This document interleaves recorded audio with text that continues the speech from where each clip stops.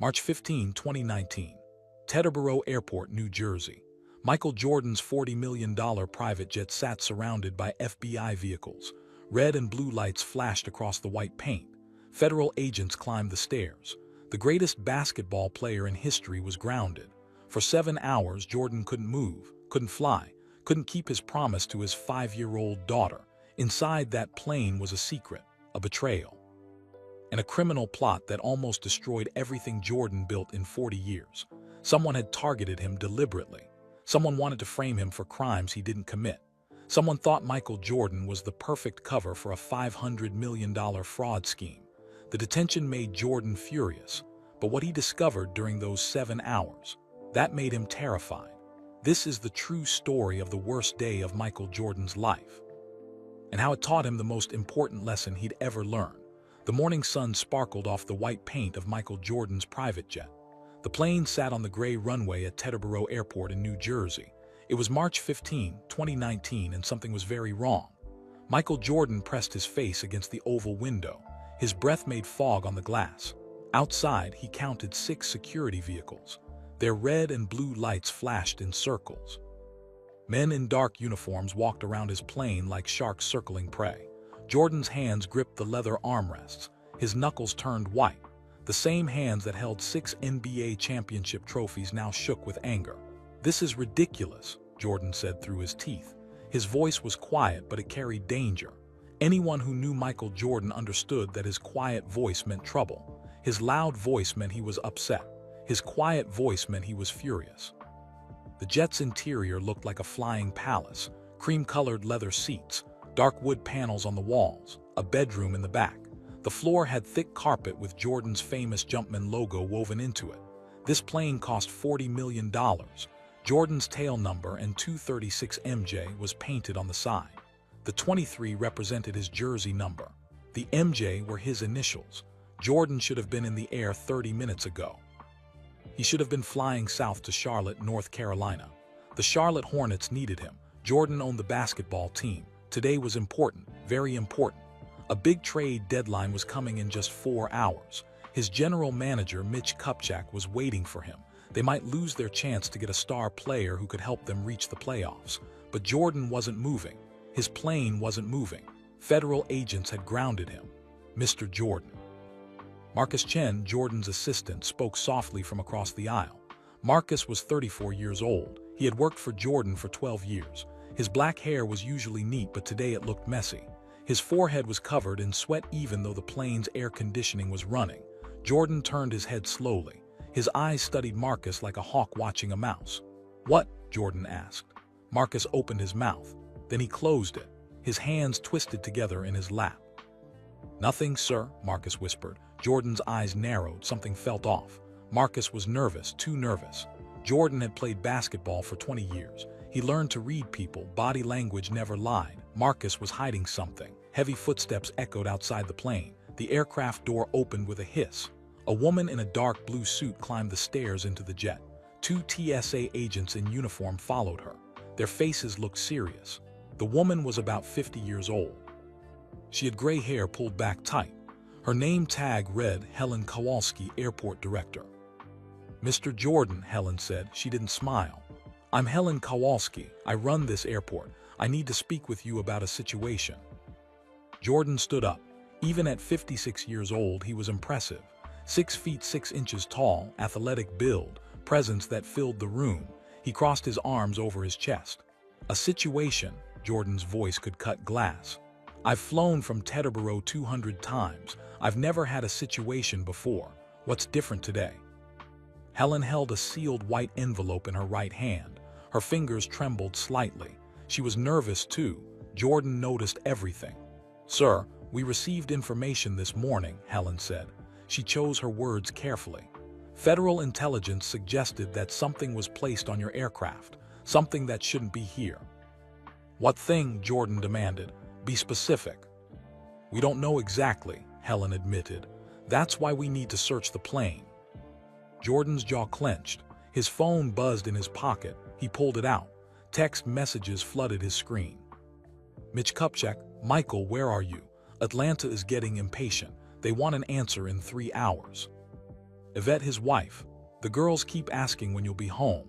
Victoria's ballet is at 6 p.m., you promised. Charlotte, Hornets PR director. Boss, media is asking about the trade. What should I tell them? Jordan shoved the phone back in his pocket. His daughter Victoria was 5 years old. This morning she hugged his legs and made him promise to watch her dance. She was going to be a swan in her ballet recital. Now he might miss it. How long will this search take? Jordan asked. Helen glanced at the TSA agents. They shrugged. Could be an hour, could be 4 hours. Depends what we find, one agent said. 4 hours, Jordan's voice rose. Do you understand what you're costing me? Do you have any idea? Mr. Jordan, Helen interrupted gently. I understand you're upset, but this is federal law. We have no choice. If something dangerous is on this plane, we need to find it. Dangerous? Jordan looked around his luxurious jet.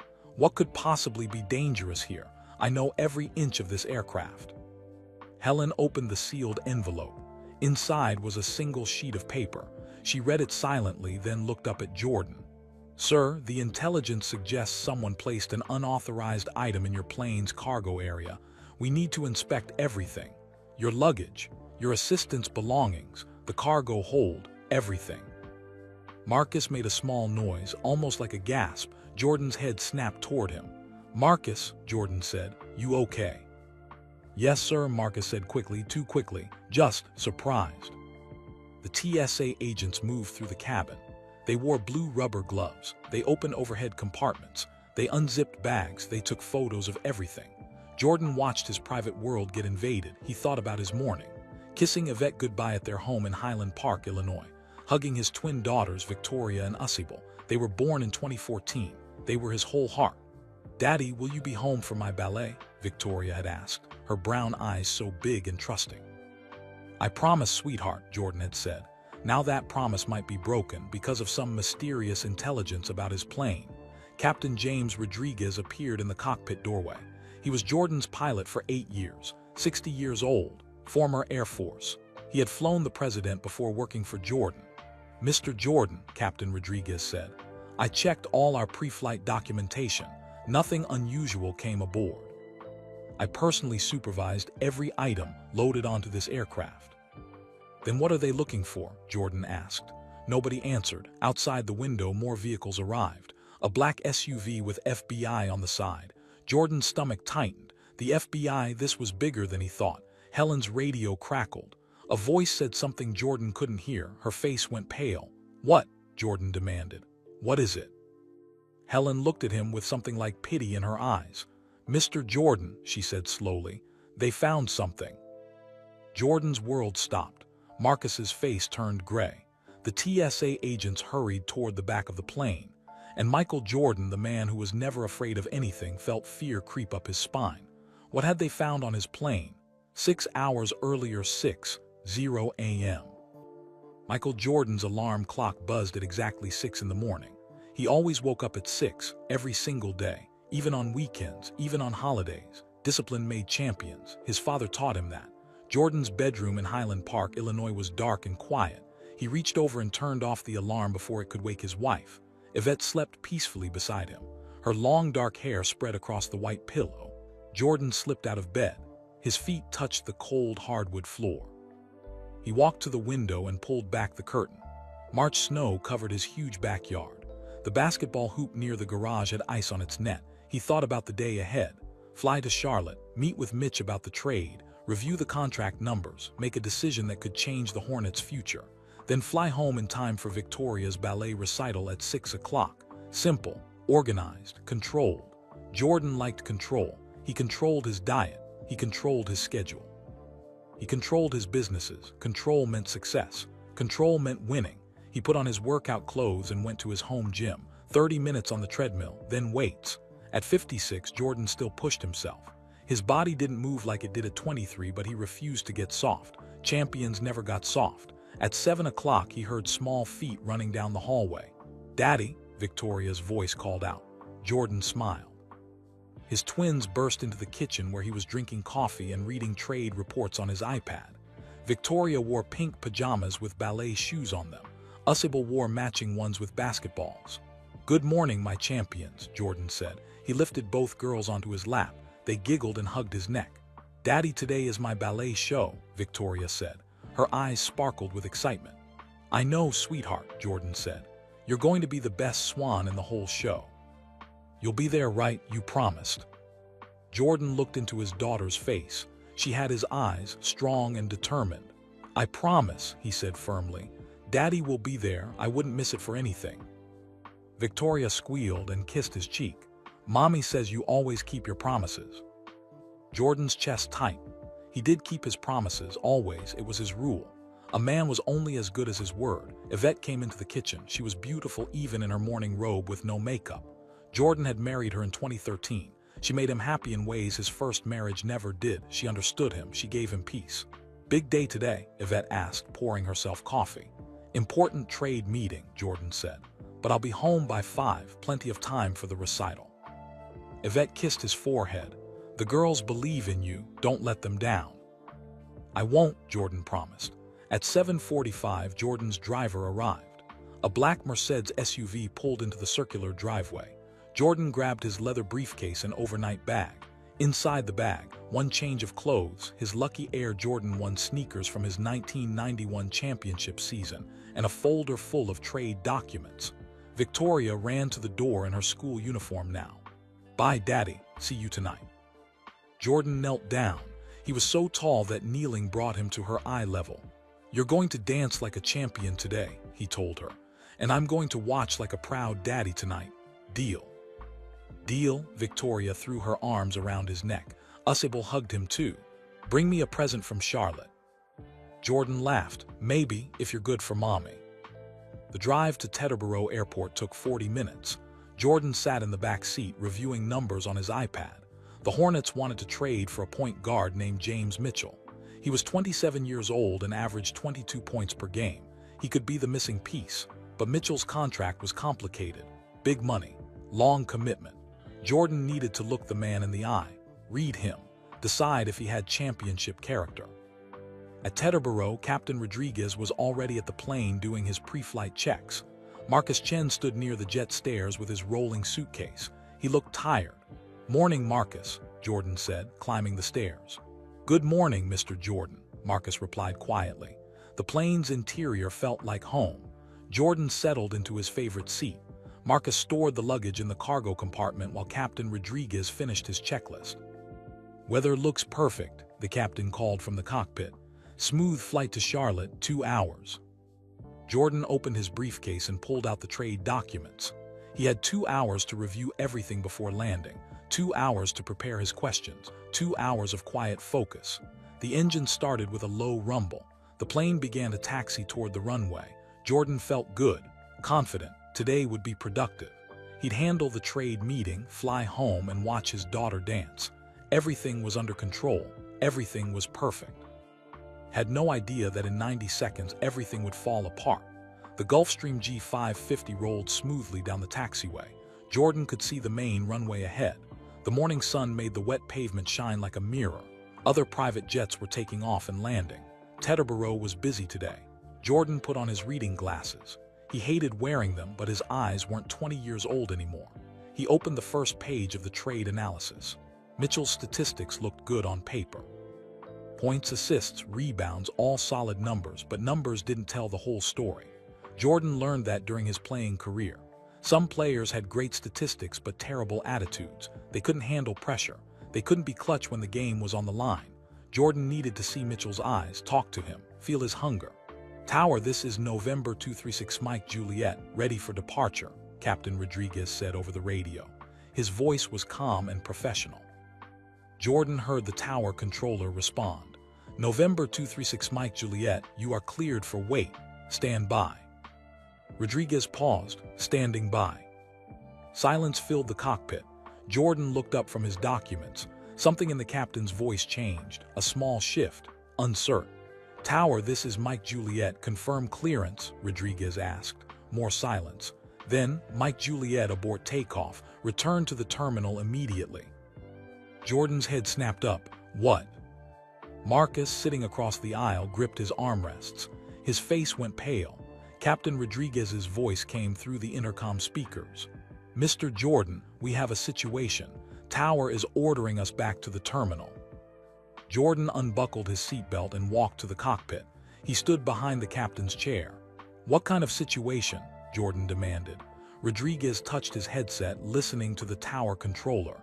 His weathered face showed confusion. "They won't say, sir. They just said it's not optional. We have to return." Through the cockpit window, Jordan saw 3 security vehicles racing toward them. Their lights flashed bright even in the morning sun. Behind them came a black SUV. Jordan's stomach dropped. This wasn't normal. This wasn't a mechanical problem or weather issue. This was something else. "Turn us around," Jordan said quietly. The plane made a slow U-turn on the taxiway.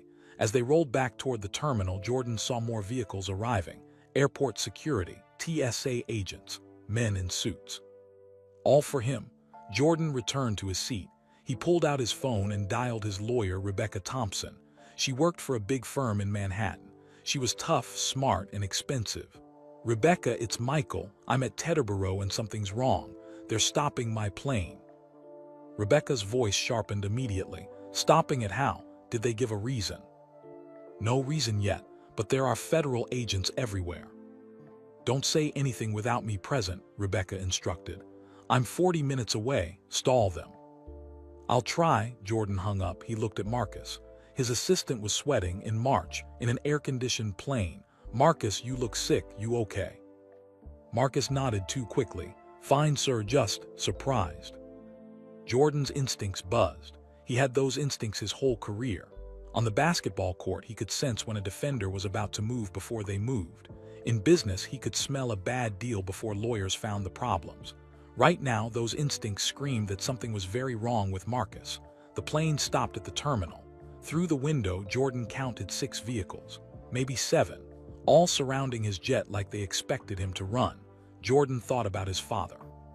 James Jordan was murdered in 1993 during a robbery. That tragedy taught Michael that life could change in 1 second. Safety was an illusion. Control was temporary. But Jordan rebuilt after that loss. He came back and won 3 more championships. He proved that tragedy didn't have to destroy you. Now, sitting in his detained plane, Jordan felt that same uncertainty he felt in 1993. That feeling of the ground disappearing under his feet. His phone buzzed. Text from Mitch Kupchak. "Michael, Atlanta called. They're getting nervous. Where are you?" Jordan didn't reply. What could he say? "I'm detained by federal agents and I don't know why." The plane door opened. Heavy boots climbed the stairs. A woman in a dark suit entered first. 2 TSA agents followed. Then 2 more men in FBI windbreakers. The FBI. Jordan stood up. He was used to being the most important person in any room. He was used to people nervousness around him, asking for autographs, treating him like royalty. But these people didn't look impressed. They looked serious, official. They had a job to do, and Michael Jordan's fame didn't matter. "Mr. Jordan, I'm Helen Kowalski, the airport director," the woman said. She didn't offer to shake hands. "We need to conduct an immediate search of this aircraft." "On what grounds?" Jordan asked. His voice was ice. Helen pulled out a sealed envelope. "We received credible intelligence that an unauthorized item was placed on your plane. For security purposes, we must locate it." "What item?" Jordan demanded. "We don't have specifics, that's why we need to search." One of the FBI agents stepped forward. He was tall, maybe 40 years old, with short brown hair and cold eyes. "Mr. Jordan, this can go 2 ways, the agent said. "You can cooperate and let us search voluntarily, or we can get a warrant which will take hours and make this much more complicated. Your choice." Jordan's hands clenched into fists.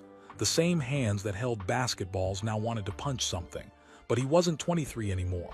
He was 56, a billionaire, a team owner. He had to be smart. "Fine," Jordan said through gritted teeth. "Search, but make it fast. I have important business in Charlotte." The agent almost smiled. "Sir, you're not going anywhere until we're done. This might take all day." Jordan's phone buzzed again. Victoria's ballet teacher. "Mr. Jordan, reminder that Victoria's recital starts at 6 p.m. sharp. She's so excited you're coming." Jordan closed his eyes, his promise to his daughter, his meeting in Charlotte, his carefully controlled day. All of it was falling apart, and he still had no idea why. The federal agents moved through Jordan's plane like ants invading a picnic. They wore blue rubber gloves, they carried clipboards and cameras, they touched everything.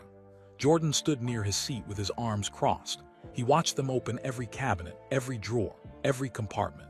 His jaw was so tight it hurt. One agent photographed the custom leather seats. Each seat had the Jumpman logo stitched in gold thread. Jordan had paid extra for that detail. Now some stranger was taking pictures like it was evidence in a crime. Another agent opened the overhead bins. He pulled out Jordan's briefcase and set it on a seat. "That's private," Jordan said sharply. "Not anymore," the agent replied. He unzipped the briefcase and started removing papers, trade documents, financial reports, personal notes. Helen Kowalski stood near the plane door.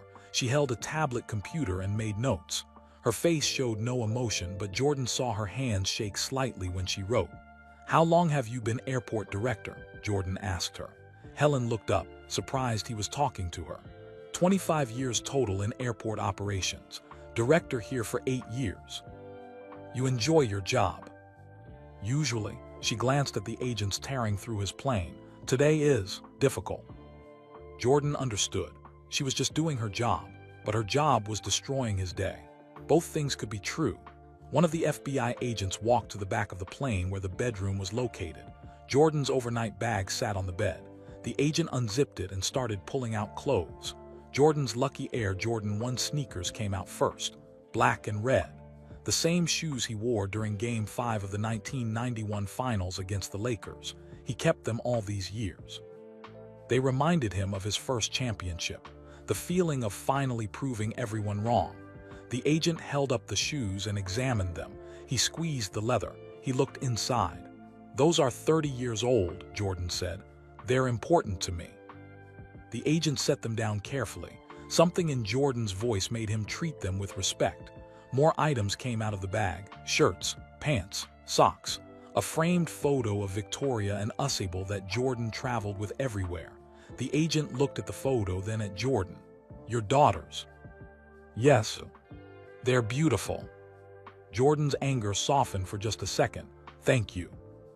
The agent set the photo down gently face up so it wouldn't get scratched. Marcus sat frozen in his seat. He hadn't moved in 15 minutes. His hands gripped his knees. Sweat ran down his temples even though the plane was cool. Jordan studied him. Marcus was 34 years old. He had worked for Jordan since he was 22, 12 years of loyalty. Marcus arranged Jordan's travel. He managed his schedule. He picked up dry cleaning. He sent birthday gifts to Jordan's family members. Jordan trusted Marcus, or at least he thought he did. But right now, Marcus looked like a man with secrets. "Marcus," Jordan said quietly, "look at me." Marcus's eyes slowly lifted. They were red and watery. "Is there something you need to tell me?" Jordan asked. "No, sir," Marcus whispered. "You're sweating." "I'm nervous. All these agents, it's scary." That made sense, but Jordan's instinct said there was more. He could always read people. That skill made him great at basketball and business. He knew when someone was lying. Marcus was lying. Jordan's phone rang. It was Yvette. "Hey," Jordan answered, walking toward the front of the plane for privacy. "Michael, what's happening? Mitch called me. He said you never showed up in Charlotte." Jordan ran his hand over his face. "I'm still in New Jersey. There's a problem with the plane." "What kind of problem?" "Federal agents are searching it. They think someone put something illegal on board." Yvette gasped. "What? That's crazy. You didn't." "Of course not," Jordan said quickly. "I have no idea what they're looking for, but they won't let me leave until they find it." "What about Victoria's recital?" Jordan's heart squeezed. "I'm trying, baby. I'm trying to get out of here. She's been talking about it all morning. She wore her tutu to breakfast." Jordan closed his eyes. He could picture his daughter spinning around the kitchen in her pink tutu, her little face glowing with joy. "I promised her," Jordan said, his voice breaking slightly. "I promised I'd be there." "I know you did. Just do your best." They hung up. Jordan felt like he was drowning. Every minute that passed was another minute closer to breaking his daughter's heart. An agent emerged from the cargo hold beneath the plane. He was young, maybe 25, with red hair and freckles. "Sir, we're checking the external compartments now," he told Helen. "That's where luggage is stored during flight." Helen nodded. "How much longer?" Could be another hour, maybe two. Jordan's phone buzzed. Mitch Kupchak again. Michael, Atlanta just called. If we don't give them an answer by 2 p.m., the deal is dead. That's 3 hours from now. Where are you? Jordan typed back. Detained at airport. Federal search. Can't leave. You might have to handle this without me. 3 dots appeared showing Mitch was typing. Then, you're kidding, right? I wish I was. Jordan looked out the window. Normal people were boarding normal planes. They were flying to business meetings, vacations, family visits. Their days were going as planned. Only Jordan was stuck. Only Jordan was being treated like a criminal. He thought about his mother, Dolores Jordan. She was 78 years old now. She lived in North Carolina. She taught him to always do the right thing, to treat people with respect, to work hard and be honest. Jordan had lived by those rules his entire life. He wasn't perfect, but he tried. He paid his taxes. He followed laws. He helped people quietly without publicity. So why was this happening? Captain Rodriguez came out of the cockpit. He looked frustrated. Mr. Jordan, I've reviewed every single item that came aboard this morning. The flight manifest is clean. Nothing unusual. Nothing that shouldn't be here. Then what are they searching for? Jordan asked. Rodriguez shook his head. I have no idea. 2 agents were now going through Marcus's luggage. Marcus watched them with wide, terrified eyes. They pulled out his laptop, his clothes, his toiletries bag. Then one agent reached deep into Marcus's suitcase. His hand found something at the bottom beneath all the clothes. The agent's expression changed. His eyes widened. Hey, he called to the other agents. I found something. Every person on the plane froze. Helen hurried over. What is it? The agent carefully pulled out a small metal case. It was silver, about the size of a shoebox with a combination lock on the front. This, the agent said. Jordan stared at the case. He had never seen it before in his life. Helen turned to Marcus. Is this yours? Marcus's face had turned gray. His mouth opened, but no sound came out. Marcus, Jordan's voice was deadly quiet. What is that? Marcus couldn't speak. His mouth moved, but no words came out. His whole body trembled like a leaf in the wind. Jordan took 3 steps toward him. Those 3 steps felt like thunder. Everyone on the plane could feel the energy change. Michael Jordan angry was dangerous. Michael Jordan quiet and angry was terrifying. I asked you a question, Jordan said softly. What is that metal case? I don't, Marcus stammered. The FBI agent set the case on one of the seats. He studied the combination lock. 3 numbered dials, each showing numbers 0 through 9. Does anyone know the combination? The agent asked. Everyone shook their heads except Marcus. He just stared at the floor. Helen spoke into her radio. We need a lock specialist to the jet, now. Jordan couldn't take his eyes off the case. It looked expensive, professional, the kind of case that held important things, valuable things or dangerous things. Marcus, look at me. Jordan's voice cut through the tension like a knife. Marcus slowly raised his eyes. Tears ran down his cheeks. Have you ever seen that case before? Jordan asked. Marcus nodded, barely, just a tiny movement of his head. The plane went completely silent. Even the agent stopped moving. It's not what you think, Marcus whispered. Then tell me what it is, Jordan said. His voice stayed calm, but his hands were shaking. Tell me right now why there's a locked case hidden in your luggage on my plane. I can't, Marcus said. He was crying harder now. I can't tell you.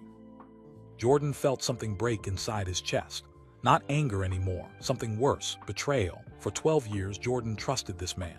Marcus knew Jordan's schedule before Yvette did. He knew passwords, he knew private family information. He had keys to Jordan's homes, and now Marcus was hiding something federal agents cared about, something serious enough to ground a plane. You can't tell me, Jordan repeated. His voice dropped even lower. I've paid for your mother's funeral. I paid for your nephew's college tuition. I gave you Christmas bonuses bigger than most people's yearly salary, and you can't tell me. Marcus sobbed. Mr. Jordan, please, I was trying to help someone. I was trying to do something good. By hiding things on my plane, Jordan's voice finally rose. The anger was coming out now.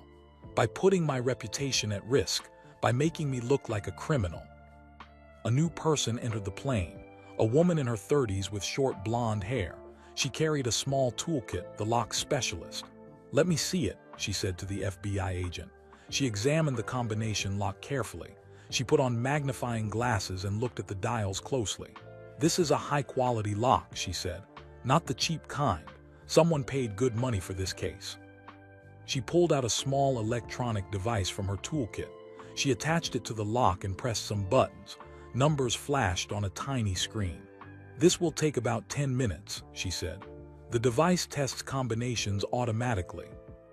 Those 10 minutes felt like 10 hours. Jordan sat down heavily in his seat. His head dropped into his hands. He thought about everything. His daughter's ballet recital, the trade deal, his reputation, his promise. All of it was connected to whatever was inside that case. Helen Kowalski sat down across from him. She looked tired. "Mr. Jordan, I have a son," she said quietly. "His name is Trevor. He's 14. Jordan looked up at her. "Why are you telling me this?" "Because his bedroom walls are covered with your posters. He has every Air Jordan shoe ever made. Well, the posters of them. We can't afford the real ones." She smiled sadly. "He watches videos of your games on YouTube every night. The 1998 finals, the flu game, all of them." Jordan didn't know what to say. "I never wanted to treat you like this," Helen continued. "I know who you are. I know what you mean to people, but I have a job to do. Federal orders are federal orders." "I understand," Jordan said, and he did. She was caught in the middle just like him. "When this is over," Helen said, "if you're cleared, and I hope you are, would you maybe sign something for Trevor? It would mean the world to him." Jordan nodded. "Of course." The lock specialist's device beeped. "Got it," she said. The combination lock clicked open. Everyone moved closer. The FBI agent slowly opened the case. Inside, nestled in gray foam padding, sat 2 items. First, an antique gold watch. It gleamed under the plane's lights. The watch face was white with Roman numerals. Diamonds surrounded the edge. It looked incredibly expensive. Second, a sealed plastic bag containing documents, official-looking papers with stamps and seals. The FBI agent carefully lifted the watch. He turned it over. On the back, an engraving. "To DM, with eternal gratitude." "DM," Helen said. "Does anyone know who DM is?" Jordan shook his head. "I've never seen that watch in my life." The agent opened the plastic bag and pulled out the documents. His eyes widened as he read them. "These are property deeds," he said, "for land in Nassau, Bahamas." Jordan did own property in the Bahamas. He had a vacation home there, but he knew every piece of paper related to that property. These documents were not his. The agent looked at the names on the deeds. "These properties are registered to someone named David Marconi." "I don't know anyone named David Marconi," Jordan said firmly. The agent turned to Marcus. "Do you?" Marcus buried his face in his hands. His whole body shook with sobs. "Marcus Chen," the FBI agent said officially, "I need you to answer some questions. You have the right to remain silent." "Wait," Jordan interrupted. "Don't read him his rights yet. Let him talk to me first, please." The agent looked at Helen. She thought for a moment, then nodded. Jordan knelt down in front of Marcus's seat. He was so tall that even kneeling, he was almost at eye level with his assistant. "Marcus, look at me," Jordan said. His voice was gentle now, not angry. "Whatever this is, we can figure it out, but you have to tell me the truth, right now. Why is this case on my plane?" Marcus looked at Jordan. His eyes were full of pain and fear and shame. "My sister," Marcus whispered. "It's about my sister." Delilah, Jordan knew Marcus's younger sister. They'd met at a Christmas party years ago. "She's sick, Mr. Jordan, really sick. Kidney disease, she needed a transplant. It cost $400,000. Insurance wouldn't cover it." Jordan's heart sank. "Why didn't you tell me? I would have helped. You know I would have helped." "I couldn't ask you for more money," Marcus cried. "You already did so much for my family. I couldn't be that person who keeps asking and asking. I had too much pride." "So what did you do?" Jordan asked, though he was afraid of the answer. Marcus took a shaky breath. 3 months ago, a man approached me. At a coffee shop in Charlotte. He knew about Delilah. He knew about her surgery. He offered me money, a lot of money." "How much?" $250,000. The plane went silent again. "What did you have to do for this money?" Jordan asked. Marcus closed his eyes. Just transport that case from New Jersey to the Bahamas on your next flight there. He said it was just business documents. He said rich people move paperwork around to handle taxes. He said it was legal, just complicated. Jordan stood up slowly. His legs felt weak. Did you take the money? Marcus nodded. 2 weeks ago, I paid for Delilah's surgery. She's recovering now. She's alive because of that money. Jordan turned away. He walked to the window and stared out at the airport. His assistant had smuggled something onto his plane, something connected to a man named David Marconi, something that brought the FBI, and Jordan had no idea how bad this was about to get. Jordan stared out the window for a long time. His reflection looked back at him in the glass. A 56-year-old man who thought he had everything figured out, who thought he could control his world through hard work and smart decisions. But you can't control other people's choices, even people you trust. He pulled out his phone and dialed Adam Silver. Silver was the NBA commissioner. He was also someone Jordan respected, someone who might have answers. Silver answered on the second ring. Michael, how are you? Not great, Adam. I'm detained at Teterboro Airport. Federal agents are searching my plane. Silence on the other end. Then what? Why? They found something. A case. Documents. It's connected to my assistant, but I don't know the full story yet. Do you need help? Should I call someone? Jordan appreciated the offer. Not yet, but I wanted you to know, in case this becomes public, in case it affects the team. The Hornets will be fine, Silver said. You take care of yourself. Let me know if you need anything. They hung up. Jordan felt slightly better. At least someone knew what was happening. Next, he called his lawyer, Rebecca Thompson. She was probably already in her car, racing to the airport. Rebecca, it's worse than I thought, Jordan said when she answered. How worse?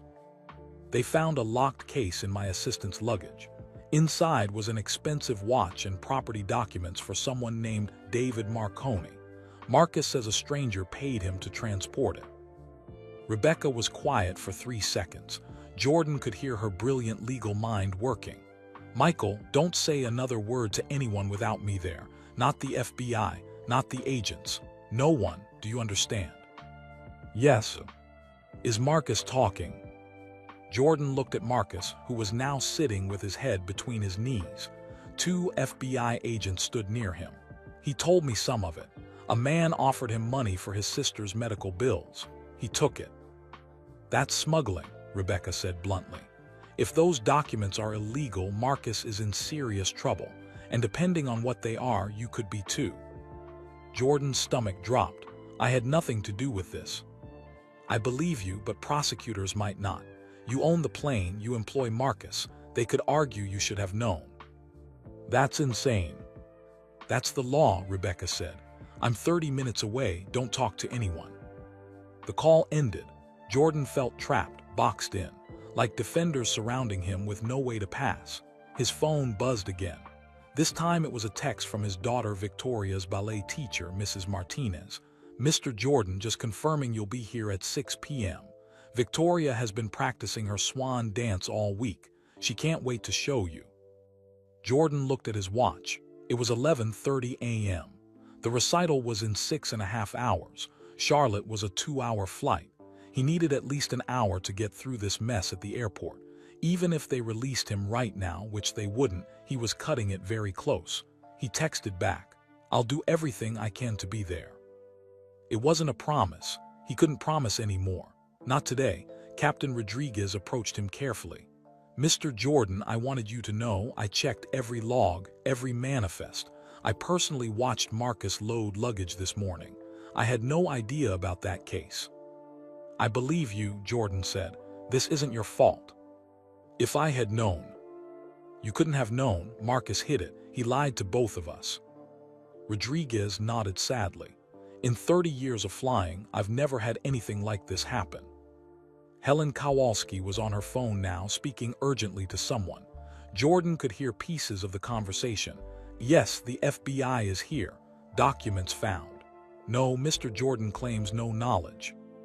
She hung up and walked over to Jordan. Mr. Jordan, I just spoke with the FAA. They're sending investigators. This is now an official federal case. What does that mean? It means you're not leaving today. Maybe not tomorrow either. Jordan's jaw clenched. I have a 5-year-old daughter performing in a ballet recital tonight. I promised her I'd be there. Helen's face softened. I'm sorry, I truly am, but I can't let this plane leave until the investigation is complete. Jordan wanted to scream. He wanted to punch something, but he was Michael Jordan. People watched him. People expected him to handle pressure with grace. So he took a deep breath. He closed his eyes. He thought about his father's words. Character is tested when someone tries to stop you from winning. When he opened his eyes, he was calmer.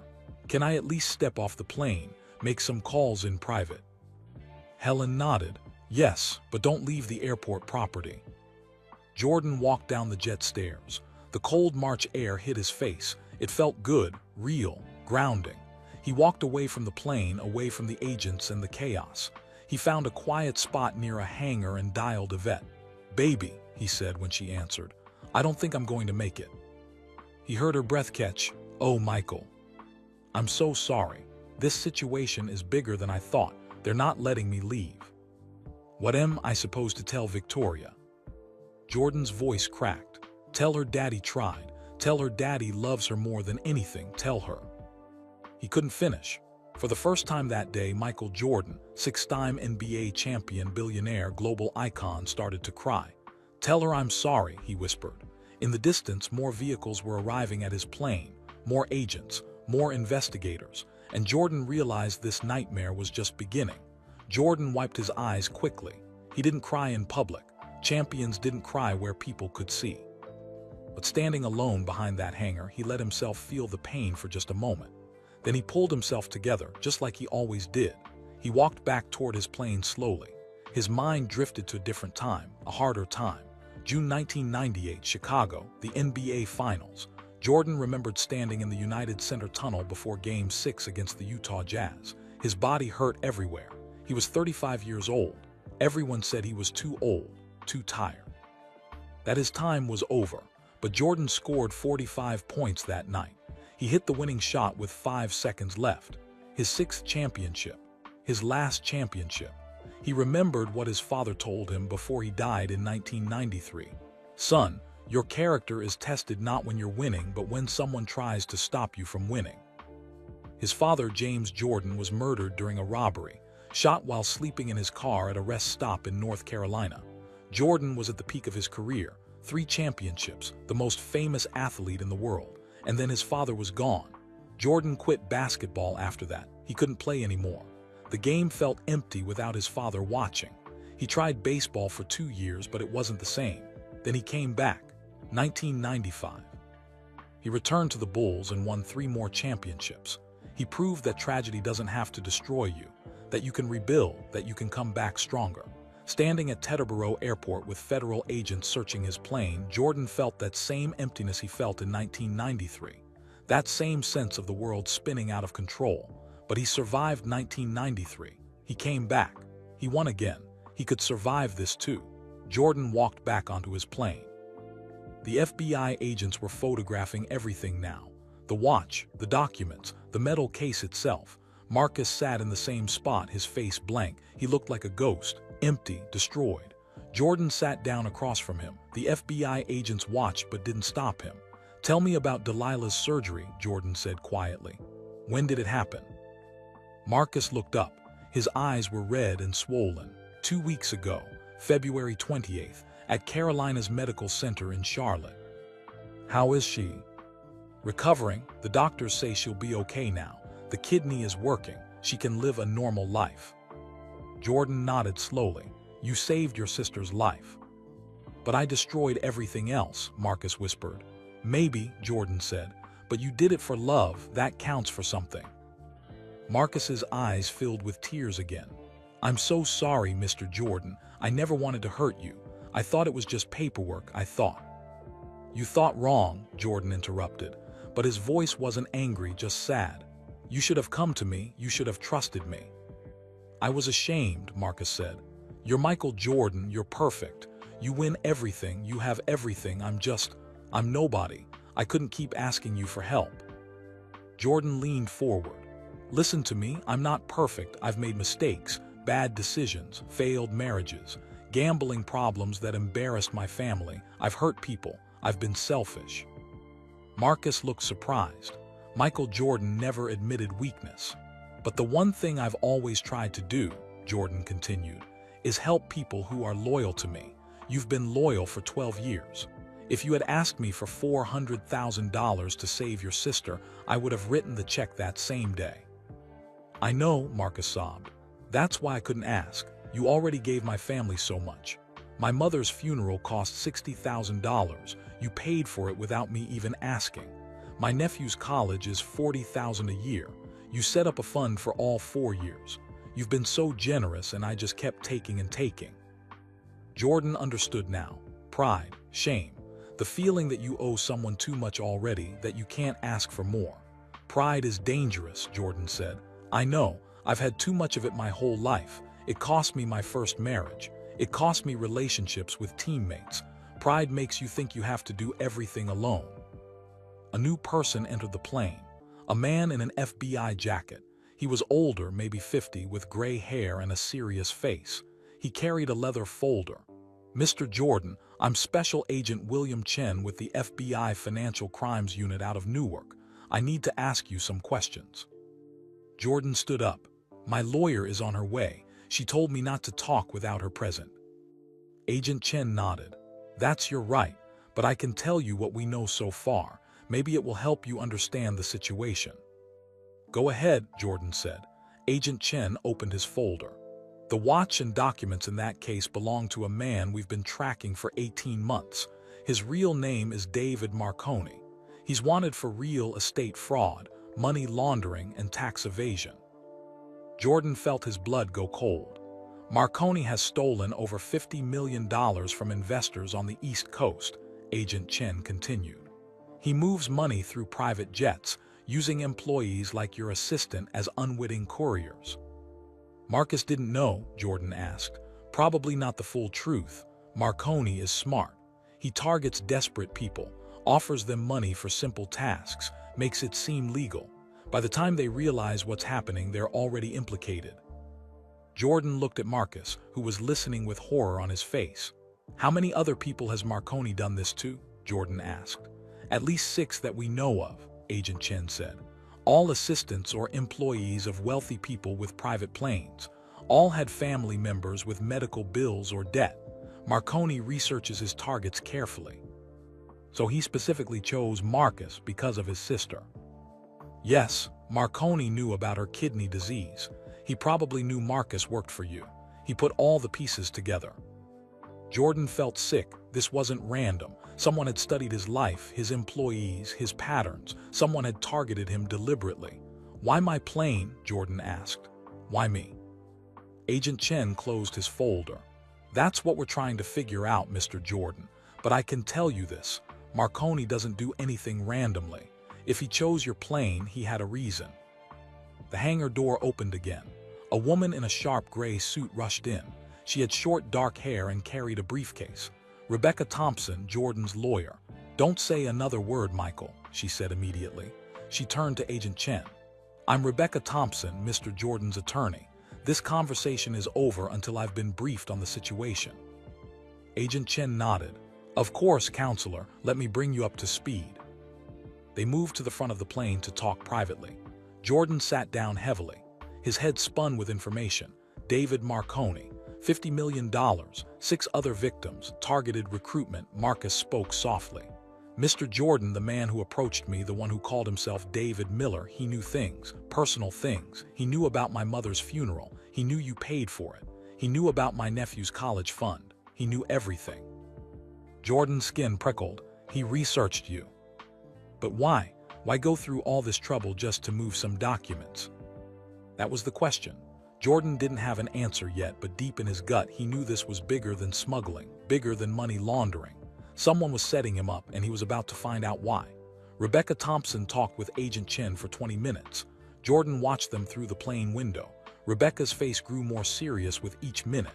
She took notes on a legal pad. She asked questions. She shook her head several times. Finally, they walked back into the main cabin together. Michael, we need to talk privately, Rebecca said. They moved to the bedroom at the back of the plane. Rebecca closed the door. Her expression was grim. "This is bad," she said without introduction. "Worse than I thought." Jordan's stomach tightened. "How bad?" David Marconi is one of the FBI's most wanted financial criminals. He's orchestrated a massive fraud scheme affecting hundreds of families. The FBI has been trying to catch him for almost 2 years. "What does that have to do with me?" Rebecca sat on the edge of the bed. "Marconi moves his illegal money through a network of private jets. He pays employees to smuggle documents and items without their knowledge. When those employees get caught, Marconi disappears. The employees take the fall. So Marcus is going to prison. Probably, unless he cooperates fully. The FBI wants Marconi more than they want Marcus." Jordan ran his hand over his face. "What about me? Am I in trouble?" Rebecca hesitated. That hesitation scared Jordan more than anything so far. "You could be," she said carefully. "The law says that as the owner of the aircraft, you're responsible for everything on it. Prosecutors could argue you should have known about the smuggling." "That's ridiculous. I trusted Marcus." "I know, and we'll fight it, but Michael, you need to understand something." Rebecca leaned forward. "The FBI thinks Marconi specifically targeted your plane for a reason, not just to move documents, something bigger." "What reason?" "They don't know yet, but Agent Chen said Marconi's pattern is to implicate wealthy, famous people. He creates evidence that makes it look like they're his business partners. Then when he gets caught, he offers to testify against them in exchange for a lighter sentence." Jordan felt like he'd been punched in the stomach. He was going to frame me. "Maybe that's what Agent Chen suspects." Jordan stood up and paced the small bedroom. His mind raced. Everything made sense now. The expensive watch engraved with DM, the property documents in the Bahamas where Jordan owned a home, the careful selection of Marcus as the courier. "He was building a case against me," Jordan said slowly, "making it look like I was his partner. If those documents had made it to the Bahamas, he could claim I was helping him hide assets." Rebecca nodded. "That's the theory. And if Marconi testifies against you, even with false evidence, it creates reasonable doubt. The media circus alone would destroy your reputation." Jordan thought about his daughters, his wife, his mother, his team. Everything he built over 40 years could collapse because of a criminal's lies. "We need to prove I had nothing to do with this," Jordan said. "We will, but first we need Marcus to tell us everything. Every detail about how Marconi recruited him, every conversation, every meeting, everything." They returned to the main cabin. Marcus sat slumped in his seat, guarded by 2 FBI agents. He looked broken. Jordan sat across from him again. Rebecca sat beside Jordan. "Marcus, I need you to tell us the whole story," Jordan said. "From the beginning, everything." Marcus took a shaky breath. "It started 3 months ago, December. I was at a coffee shop in Charlotte, the one on Trade Street near the arena." Jordan knew the place. He'd been there himself. "A man sat down at my table," Marcus continued. "He was about 40 years old, nice suit, friendly smile. He said his name was David Miller." "Describe him," Rebecca said, writing notes. "White guy, brown hair, kind of thin, blue eyes, maybe 6 feet tall. He wore expensive clothes, a Rolex watch. He looked successful." "Go on," Jordan said. "He said he was a business consultant. He said he worked with wealthy clients who needed to move documents internationally, tax stuff, legal stuff. He made it sound normal." "How did he know who you were?" Rebecca asked. Marcus's face crumpled. "That's the scary part. He knew everything. He knew I worked for Mr. Jordan. He knew my sister was sick. He knew about her kidney disease. He even knew how much the transplant cost." Jordan and Rebecca exchanged glances. "He told me he could help," Marcus said.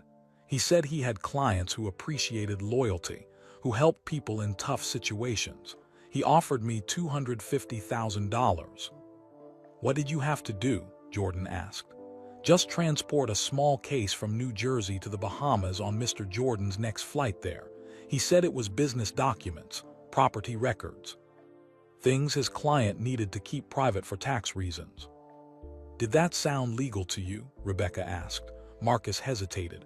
Not completely, but I was desperate. Delilah's surgery was scheduled for late February.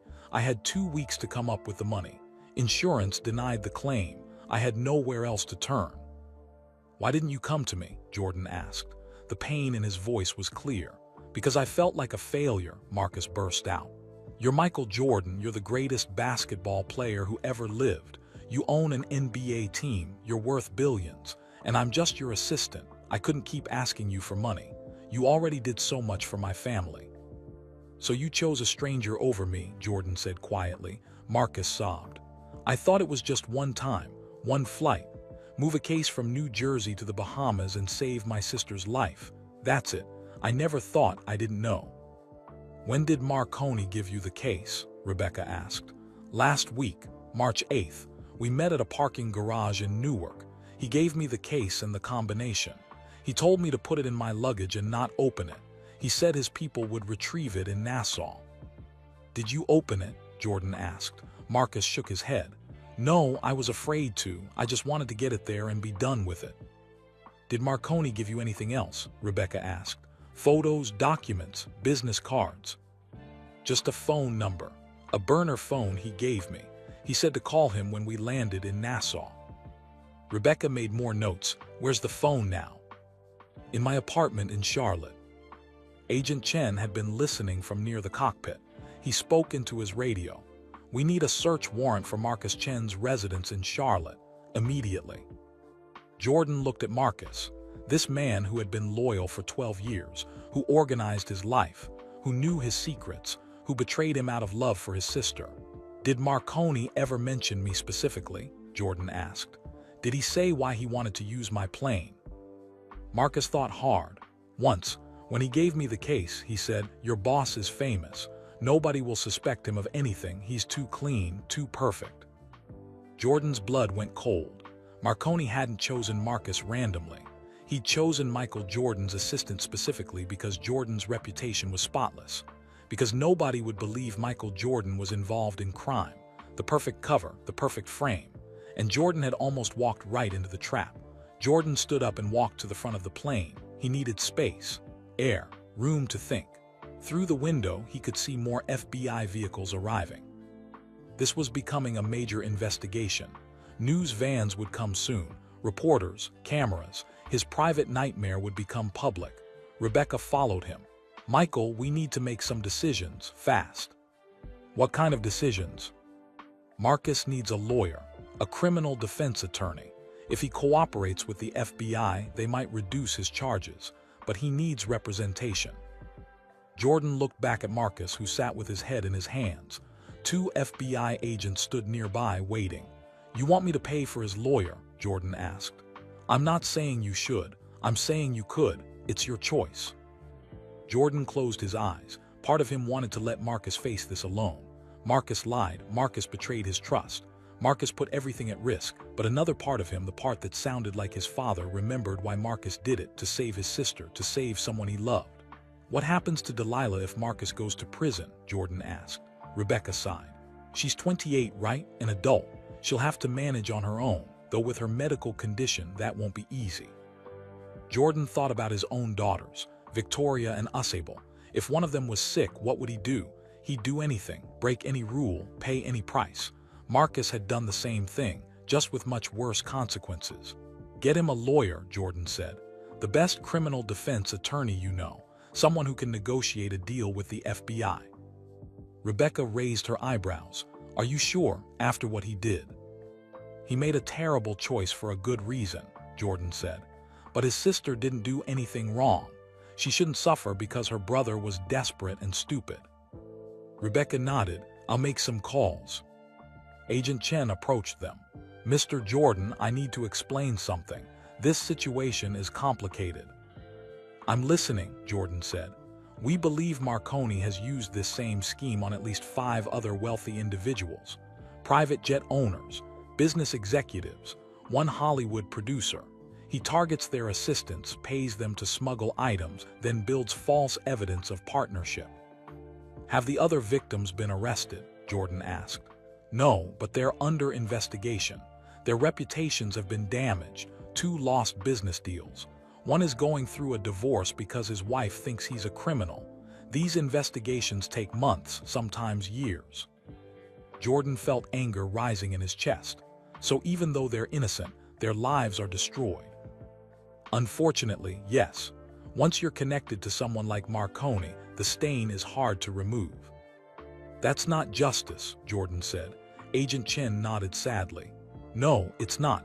That's why we want Marconi so badly. We need to catch him before he ruins more lives.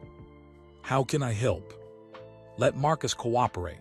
Give us everything he knows. Phone records, meeting locations, descriptions. With his testimony, we can build a case. And what happens to Marcus? That depends on the prosecutor. But if he cooperates fully, he might get a reduced sentence. Maybe 18 months instead of 5 years. Jordan turned to look at Marcus again. 18 months in prison, away from his sister who just had surgery, away from his family, his career destroyed, his reputation ruined, but alive, still able to rebuild someday. Jordan walked back to Marcus and sat down. Marcus, look at me, Jordan said. Marcus raised his red, swollen eyes. The FBI wants you to cooperate, Jordan said. Tell them everything about Marconi, help them catch him. If you do that, they'll reduce your sentence. I'll still go to prison, Marcus whispered. Yes, but not for as long, and when you get out, you'll have a chance to start over. Why are you helping me? I destroyed everything. Jordan was quiet for a moment. He thought about his father, about forgiveness, about second chances. Because you're not evil, Jordan finally said. You're not a criminal. You're a desperate man who made a bad choice trying to save someone you love. I understand that. I don't forgive it, but I understand it. Marcus started crying again. I'm so sorry, Mr. Jordan. I'm so sorry. I know you are, but sorry doesn't fix this. You have to make it right. Help the FBI catch Marconi. Protect other people from being targeted. That's how you make it right. Agent Chen came over with a recording device. Mr. Chen, are you willing to give a statement? Marcus looked at Jordan. Jordan nodded. Yes, Marcus said. I'll tell you everything. For the next hour, Marcus talked. He described every meeting with Marconi, every phone call, every detail he could remember. Agent Chen recorded it all. Jordan listened to the whole thing. He needed to know exactly what happened, exactly how his plane was targeted, exactly how close he came to disaster. When Marcus finished, Agent Chen turned off the recorder. Thank you, Mr. Chen. This is very helpful. We'll need you to come to our office in Newark for a formal statement. And you'll need to testify if this goes to trial. I will, Marcus said, whatever you need. 2 FBI agents helped Marcus stand. They were going to take him into custody. Standard procedure for someone who admitted to a crime. Before they led him away, Marcus turned to Jordan one last time. Mr. Jordan, please tell Delilah I'm sorry. Tell her I love her. Tell her. I'll take care of your sister, Jordan interrupted. Her medical bills, her recovery. I'll make sure she's okay. Marcus's face crumpled. You don't have to do that. I know I don't, but I'm going to anyway. Your sister is innocent in all this. She deserves to heal without worrying about money. Thank you, Marcus whispered. Thank you so much. The agents led Marcus off the plane. Jordan watched him go. 12 years of loyalty ended by one desperate decision. Rebecca put her hand on Jordan's shoulder. That was generous of you, taking care of his sister. It's the right thing to do, Jordan said simply. Helen Kowalski approached them. Mr. Jordan, the FBI is done searching your plane. You're free to leave whenever you want. Jordan looked at his watch. 2:45 p.m. Victoria's ballet recital started at 6:00 p.m. Charlotte was a 2-hour flight. If he left right now, he might make it. He pulled out his phone and texted Yvette, on my way. I'll be there, I promise. This time he meant it. But as Captain Rodriguez prepared for takeoff, Agent Chen stopped Jordan one more time. Mr. Jordan, there's something else you need to know, the agent said. His face was grave. About why Marconi really targeted you. Jordan's heart sank. What? We found something else in our investigation. Something that changes everything. Agent Chen pulled out his tablet computer. His finger swiped across the screen several times. Then he turned it toward Jordan. Do you recognize this man? Agent Chen asked. The screen showed a surveillance photo. A man in his early 40s with brown hair, blue eyes, and an expensive suit. He stood outside a restaurant in what looked like Miami. "No," Jordan said. "I've never seen him before." "That's David Marconi. Real name, David Anthony Marconi. Born in Brooklyn, New York in 1977. Started his criminal career in 2015 with small real estate scams. Now he's wanted in 6 states. Rebecca leaned in to look at the photo. "What does this have to do with Michael specifically?" Agent Chen swiped to another image. This one showed documents, property records, bank statements, business licenses. 6 months ago, Marconi bought a house in Jupiter, Florida, Agent Chen said. Jordan's blood went cold. "I have a house in Jupiter." "We know, so does Marconi. In fact, his house is only 3 miles from yours." The plane suddenly felt smaller, colder. "He moved there to study you," Agent Chen continued. "We pulled his phone records. For the last 6 months, Marconi has been tracking your movements, your travel patterns, your staff, your routine." Jordan sat down heavily. Someone had been watching him, studying him like he was a target, like he was prey. "Why?" Jordan asked. His voice was barely a whisper. Agent Chen swiped to another document. "Because Marconi had a plan, a very specific plan, and you were the centerpiece." Rebecca grabbed Jordan's arm. "What plan?" Agent Chen took a deep breath. "Marconi's been running a massive real estate fraud operation. He's stolen over $500 million from investors across the East Coast. The FBI has been closing in on him for 18 months. He knew we were getting close. So he needed an escape plan," Rebecca said, understanding dawning on her face. "Exactly. Marconi's strategy has always been the same. When he's about to get caught, he implicates someone bigger than himself, someone famous, someone rich, someone the media will focus on instead of him." Jordan felt sick. He was going to blame me for his crimes. "Not just blame you," Agent Chen said. "Frame you. He was building a complete false case that you were his business partner." Agent Chen swiped through more images. Each one made Jordan's stomach drop further. Property documents with both Marconi's and Jordan's names on them, forgeries but good ones. Bank records showing money transfers between accounts, fake but convincing. Photos of Marconi standing outside Jordan's Jupiter home, making it look like he visited regularly. Email drafts addressed to MJ discussing real estate deals never sent, but ready to be discovered by investigators. "The watch we found in that case," Agent Chen said. "It was supposed to be a gift from you to Marconi, to DM with eternal gratitude. He was going to claim you gave it to him as thanks for helping you hide money." "That's insane," Jordan shouted. "I never met this man." "We know that, but think about what happens if that case makes it to the Bahamas. Marconi tips off the Bahamian authorities. They search your plane and find the case. Inside are documents connecting you to his properties, plus a watch with an inscription suggesting a close relationship." Rebecca finished the thought. "Then Marconi gets arrested and offers to testify against Michael in exchange for a reduced sentence. Even though it's all lies, the evidence looks convincing. The media has a field day. Michael's reputation is destroyed." "And while everyone focuses on Michael Jordan, the famous billionaire celebrity," Agent Chen said, "Marconi disappears. New identity, new country. He's done this before, just with smaller targets." Jordan stood up and walked to the window. His hands shook. His whole body shook. Someone had tried to destroy him, not beat him on a basketball court, not outbid him in business, destroy him completely, his reputation, his family, his legacy, everything. "How close did he come?" Jordan asked quietly. Agent Chen was silent for a moment. "If Marcus hadn't been nervous this morning, if airport security hadn't noticed his behavior and flagged your plane for inspection, that case would have traveled to Nassau. You would have landed, and within hours, you'd be the subject of an international investigation." "My daughters," Jordan whispered. "My wife, my mother, they would have seen me accused of crimes on every news channel." "Yes," Agent Chen said. "That was Marconi's plan. He researched you thoroughly. He knew you're protective of your family. He knew a scandal like this would devastate you." Rebecca's legal mind was working fast. "But you caught it, you stopped it, so Michael is safe now, right?" Agent Chen's expression darkened. Not exactly. Jordan turned around. What do you mean? Marconi wasn't only targeting you. We've identified 3 other victims whose planes Marconi successfully planted evidence on before we caught him.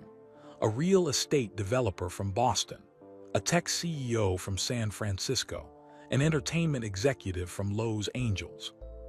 Did they know? Rebecca asked. No, they had no idea. But when their planes landed in the Bahamas or Cayman Islands or Switzerland, local authorities randomly searched them. They found planted evidence. Now all 3 are under investigation. Their lives are falling apart and they don't even know why. Jordan felt rage building in his chest. The same competitive fire that made him great, but this wasn't a game. This was people's lives. Where is Marconi now? Jordan asked. We believe he's in Nassau, Bahamas. We've been coordinating with Bahamian authorities, but he's slippery. He has multiple identities, multiple bank accounts. He's always one step ahead.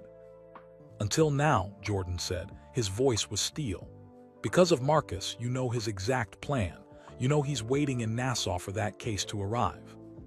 Agent Chen nodded slowly. That's true. An idea formed in Jordan's mind. A risky idea, a crazy idea. But Jordan built his career on taking the last shot when everything was on the line. What if we give him what he wants? Jordan said. Rebecca's head snapped toward him. What? What if we let the case go to Nassau? Let Marconi think his plan worked. Then catch him when he comes to retrieve it. Agent Chen shook his head. Too dangerous. If something goes wrong, you're holding evidence of money laundering in a foreign country. You could be arrested. But I'd be working with the FBI, Jordan argued. You'd be there. You'd have agents ready to arrest him. Michael, no, Rebecca said firmly. As your lawyer, I absolutely advise against this. The risk is too high. The risk is higher if Marconi escapes, Jordan countered. He'll target someone else, destroy another family. Maybe he'll come back for me later with a different plan. Agent Chen studied Jordan carefully. Why would you do this? Why take this risk? Jordan thought about the 3 other victims, innocent people whose lives were destroyed, people who would spend years fighting charges they didn't understand, families torn apart, reputations ruined. He thought about his father's words. Character is tested when someone tries to stop you from winning. This wasn't about basketball anymore. This was about stopping someone from winning by destroying innocent people. Because it's the right thing to do, Jordan said simply. Because I can help. Because those other 3 victims deserve justice too. Agent Chen looked at Rebecca. Counselor, what do you think? Rebecca was quiet for a long moment. I think my client is incredibly stubborn and won't listen to me anyway. Jordan almost smiled. But, Rebecca continued, if we do this, we do it with every legal protection in place. Full immunity for Michael, written agreements, FBI protection every step of the way, and I'm on that plane to Nassau with him. Agent Chen nodded. I need to make some calls, talk to my supervisors. This would be a major operation. How long will that take? Jordan asked. Agent Chen checked his watch. A few hours at least, maybe until tomorrow. Jordan looked at his own watch. 3:15 p.m. Victoria's recital started at 6:00 p.m. He couldn't do both. He couldn't help catch Marconi and make it to his daughter's ballet performance. The promise he made that morning echoed in his mind. I promise, sweetheart, Daddy will be there. But 3 innocent people needed help.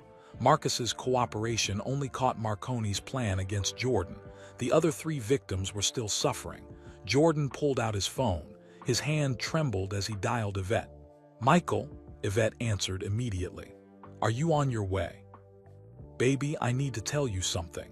Jordan's voice cracked. I'm not going to make it to Victoria's recital. Silence on the other end. Then what? The situation here is bigger than I thought. The FBI needs my help to catch the person who tried to frame me.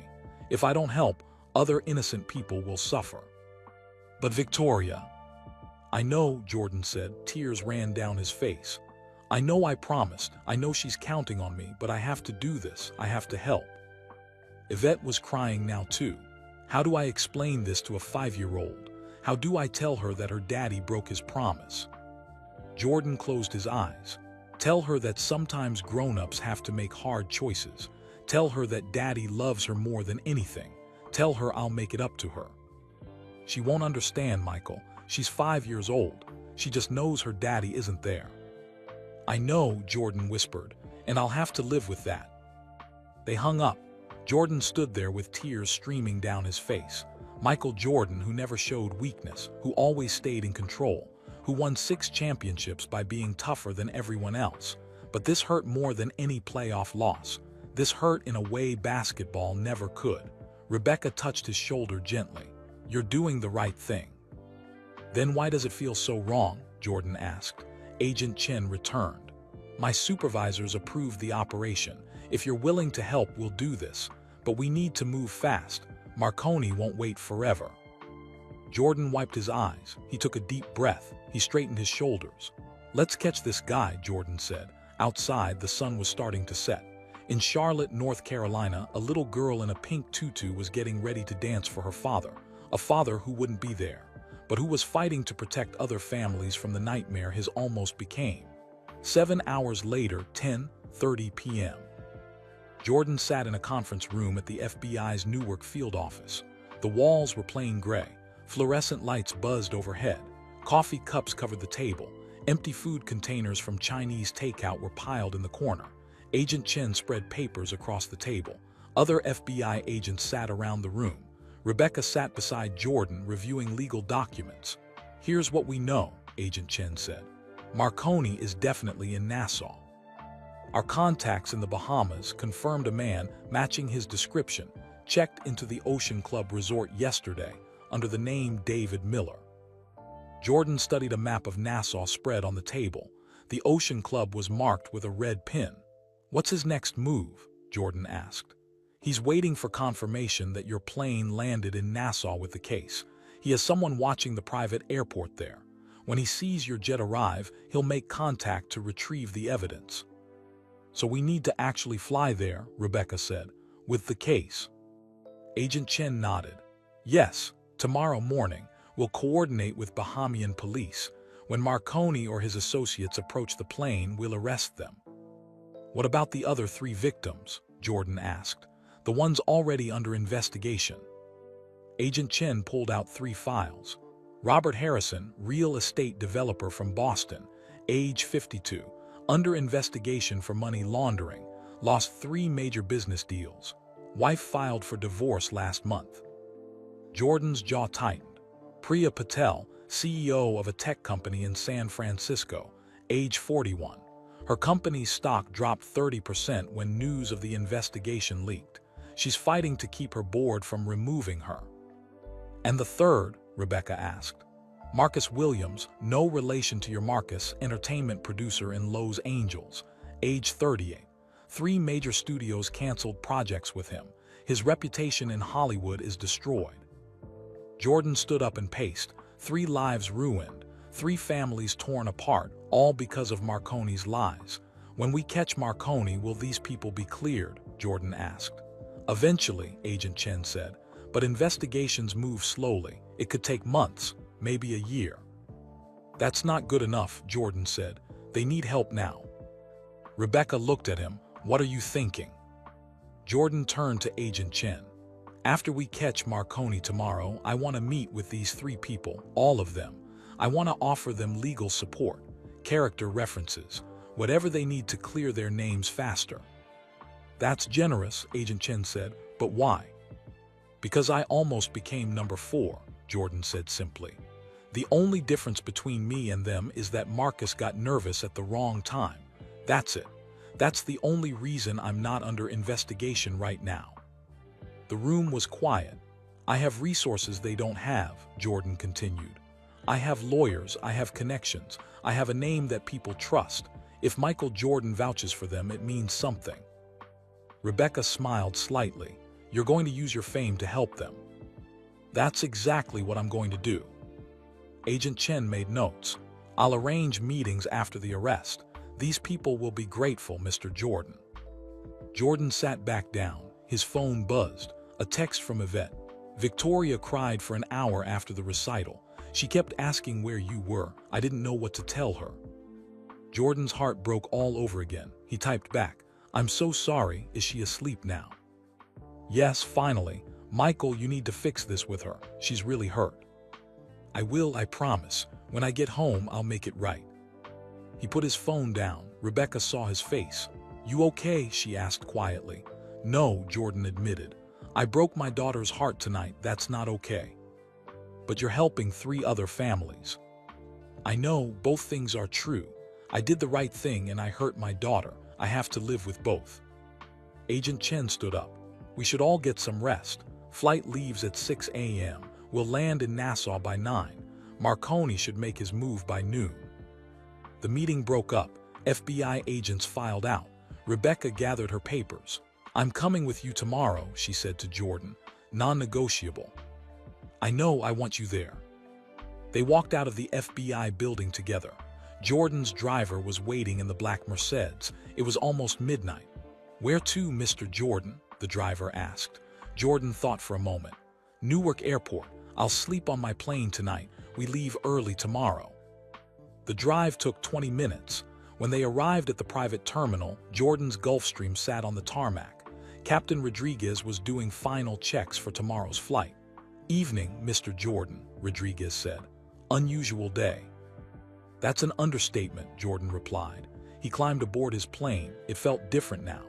This morning it was just his private jet. Now it was evidence in a federal case, a tool in catching a criminal, a symbol of how close he came to disaster. Jordan lay down on the bed in the back. He stared at the ceiling.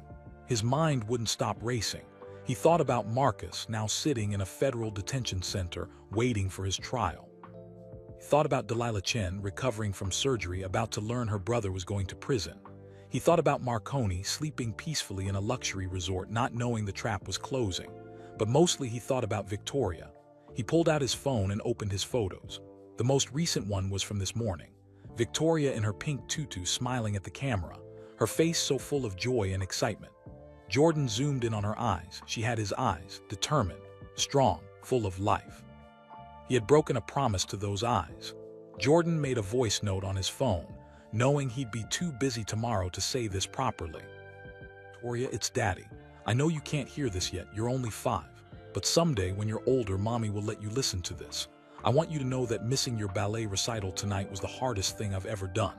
Harder than any basketball game. Harder than any business decision. I made you a promise and I broke it. That's on me. I failed you today, but I want you to know why. There were people who needed help, people who were hurt by a bad man, and Daddy had a chance to help them. I had to choose between my promise to you and helping those people. I chose to help them. Maybe that was wrong. Maybe I should have chosen you, I don't know. But what I do know is that I love you more than anything in this world. And when I get home, I'm going to spend every day showing you that. I'm going to be at every ballet recital from now on, every school play, every birthday party, every important moment. I promise. And this time I'll keep that promise. I love you, sweetheart. Daddy loves you so much." Jordan saved the recording. Tears rolled down his face. Outside, the moon was high over Teterboro Airport. Planes landed and took off. Life continued. Business happened. The world kept spinning. Tomorrow, Jordan would fly to Nassau. He would help catch a criminal. He would help 3 innocent people get their lives back.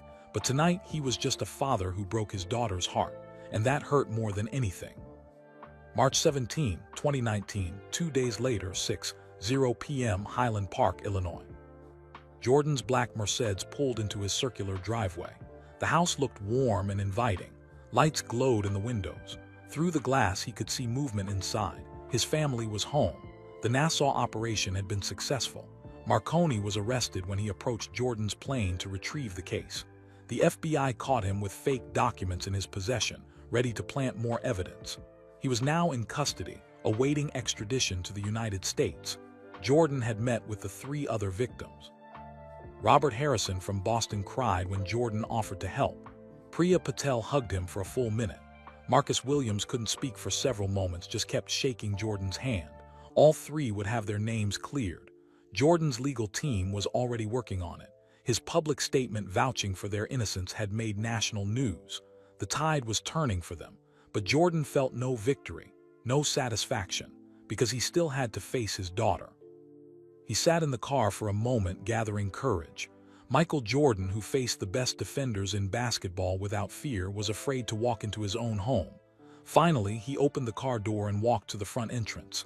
Yvette opened it before he could knock. Her face was complicated. Not angry, not happy, just tired. "She's been asking for you," Yvette said quietly. "How is she?" "Confused, hurt. She doesn't understand why you weren't there." Jordan nodded. "Where is she?" "In her room. She's been up there since dinner." Jordan climbed the stairs slowly. Each step felt heavy. He walked down the hallway to Victoria's bedroom. The door was covered with stickers of ballerinas and basketballs. He knocked gently. "Victoria, it's Daddy. Can I come in?" Silence. Jordan opened the door slowly. Victoria sat on her bed, hugging a stuffed bear. She wore pajamas with tiny stars on them. When she saw Jordan, her face crumpled. "You didn't come," she said. Her voice was so small. Jordan's heart shattered. He walked into the room and knelt beside her bed. "I know, sweetheart. I'm so sorry." "You promised." Tears rolled down her cheeks. "You said you'd be there." "I did promise, and I broke that promise. That was wrong of me." Victoria looked at him with those big eyes, his eyes. "Mrs. Martinez said you probably had something important, but nothing is more important than me. You said so." Jordan felt like he'd been stabbed. She was right. He had said that many times. "You are the most important thing in my life," Jordan said carefully. "You and Usable and Mommy, you're everything to me." "Then why didn't you come?" Jordan took a deep breath. How do you explain complex adult problems to a 5-year-old? "Something happened at the airport," Jordan began. "Bad people tried to hurt other families. They tried to make it look like those families did bad things, even though they didn't." Victoria listened, still hugging her bear. "The police needed my help to stop the bad people," Jordan continued. "If I didn't help, those families would stay hurt for a long time. So I had to make a choice. Come to your recital like I promised, or help those families." "You chose them," Victoria said quietly. "Yes, I chose them. And that meant breaking my promise to you. That was the hardest choice I ever made." "Harder than basketball?" Jordan smiled sadly. "Much harder than basketball. Missing your recital hurt more than any game I ever lost." Victoria was quiet for a moment. "Did you help them, the families?" "Yes, we caught the bad people. The families are safe now." "Are they happy?" "Yes, very happy." Victoria thought about this, her 5-year-old brain trying to process something so complicated. "I'm still sad you weren't there," she said finally. "I know you are, and I'm sad too. I wanted to see you be a swan." "I was a good swan," everyone clapped. "I bet you were amazing." Victoria looked at her father, really looked at him. She saw the tiredness in his eyes, the sadness in his face. "Daddy, are you okay?" she asked. That question broke something in Jordan. His daughter, who was hurt and disappointed, was asking if he was okay. "Not really," Jordan admitted. "I feel bad about breaking my promise." Victoria put her small hand on his cheek. "It's okay, Daddy. You were helping people." Jordan's eyes filled with tears. "You're a better person than me, sweetheart." "Can you promise me something new?" Victoria asked. "Anything." "Promise you'll come to my next recital. It's in June. It's the summer show." Jordan took both her hands in his. "I promise. And this time nothing will stop me. Not bad people, not police, not anything. I will be there. You have my word." "Okay," Victoria said. Then she smiled a little. "Can you watch me practice my swan dance now?" Jordan laughed through his tears. "I would love that more than anything." Victoria jumped off her bed and went to the middle of the room. She stood on her tiptoes and lifted her arms gracefully. Then she spun in a circle, her arms moving like wings. Jordan sat on the floor and watched. His daughter danced just for him, private performance, just the two of them. When she finished, Jordan applauded. He clapped louder than any basketball crowd ever cheered for him. "That was perfect, sweetheart. You're a champion." Victoria ran to him and hugged him tight. "I love you, Daddy." "I love you too, baby, so much." Yvette appeared in the doorway. She was smiling now, real smile. "Dinner's ready," she said. "Your other daughter wants to see you too." Jordan stood up, holding Victoria's hand. They walked downstairs together. Usable ran to him screaming "Daddy" and jumped into his arms. The family sat down for dinner, normal conversation, normal life. Like the last 2 days hadn't happened, but they had happened. And Jordan was different because of them. He looked around the table at his family, his wife, his daughters, his home. This was what mattered, not championships, not money, not fame, this. And he would never forget that again. March 20, 2019, 3 days later, Charlotte, North Carolina. Jordan stood at the front of the conference room at the Spectrum Center. His entire Charlotte Hornets staff sat in chairs facing him. General Manager Mitch Kupchak, assistant coaches, scouts, front office employees, marketing team, about 40 people total. They all knew what happened. The news had leaked. Michael Jordan helps FBI catch international criminal was the headline on ESPN. The story was everywhere, but Jordan didn't call this meeting to talk about being a hero. He called it to talk about failure. "I want to tell you about last Friday," Jordan began, "the day my plane was detained." The room was silent, everyone listened. "I thought I had everything figured out," Jordan said. "I woke up that morning with a plan, fly to Charlotte, make a trade that could help this team reach the playoffs, fly home, watch my daughter's ballet recital, simple, controlled." He paused, looking around the room. But life doesn't follow plans. That morning, federal agents found something on my plane, something my assistant smuggled aboard without my knowledge. Someone was trying to frame me for crimes I didn't commit. Murmurs went through the crowd. The detention took all day. I missed our trade deadline meeting. Jordan looked at Mitch. "I'm sorry about that, Mitch. I know we lost that deal because of me." Mitch shook his head. "Michael, you were helping the FBI. That's bigger than basketball." "Maybe, but it still cost us an opportunity, and it taught me something important." Jordan walked slowly across the front of the room. "I built my career on winning, on being the best, on never accepting failure. That mindset gave me 6 championships." Everyone nodded. They knew Jordan's history. But that mindset also made me think I could control everything. If I worked hard enough, prepared enough, stayed disciplined enough, I could control outcomes. Jordan stopped walking and faced his staff directly. "Last Friday taught me I was wrong. I can't control what other people do. I couldn't control Marcus's choice to smuggle that case. I couldn't control Marconi targeting my plane. I couldn't control federal agents detaining me for 7 hours." He took a deep breath. "And I couldn't keep my promise to my 5-year-old daughter." The room felt the emotion in Jordan's voice. "Victoria's ballet recital was Friday night. I promised her I'd be there. I promised her father wouldn't miss seeing her dance. But I broke that promise. Not because I wanted to, because the FBI needed my help to catch Marconi before he hurt more people." Jordan's voice caught slightly. "I chose to help strangers instead of keeping my word to my daughter. Was that the right choice? I don't know, probably, but it hurt. It hurt more than any playoff loss, more than any business failure." He walked back to the center of the room. "So why am I telling you this? Because I want you to understand something about working here, about working for me." Everyone leaned forward. "I'm going to push you hard. I'm going to demand excellence. I'm going to expect you to work longer hours than other teams. That's who I am. That's the standard." Heads nodded. They knew this already. "But I also want you to know something else. If your kid has a school play, go. If your parent is sick and needs you, go. If your family needs you for something important, go." The room looked surprised. "Don't ever let this job, even working for me, make you break promises to the people who matter most, because I did that last Friday. I broke my daughter's heart to do what I thought was right. And you know what? Maybe there was another way.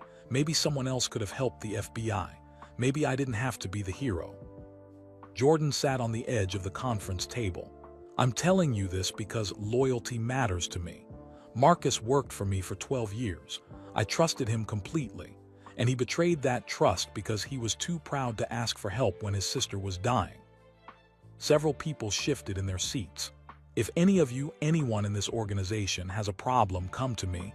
Medical bills, family crisis, financial trouble, don't go to strangers. Don't make desperate choices. Come to me first. That's what family does, and this organization is family." Mitch spoke up. "Michael, that's incredibly generous." "It's not generous, it's smart. Marcus's pride almost destroyed me. If he had just asked me for help with his sister's medical bills, none of this would have happened. I would have written a check. Problem solved. No FBI, no detention, no broken promises. Jordan stood up again.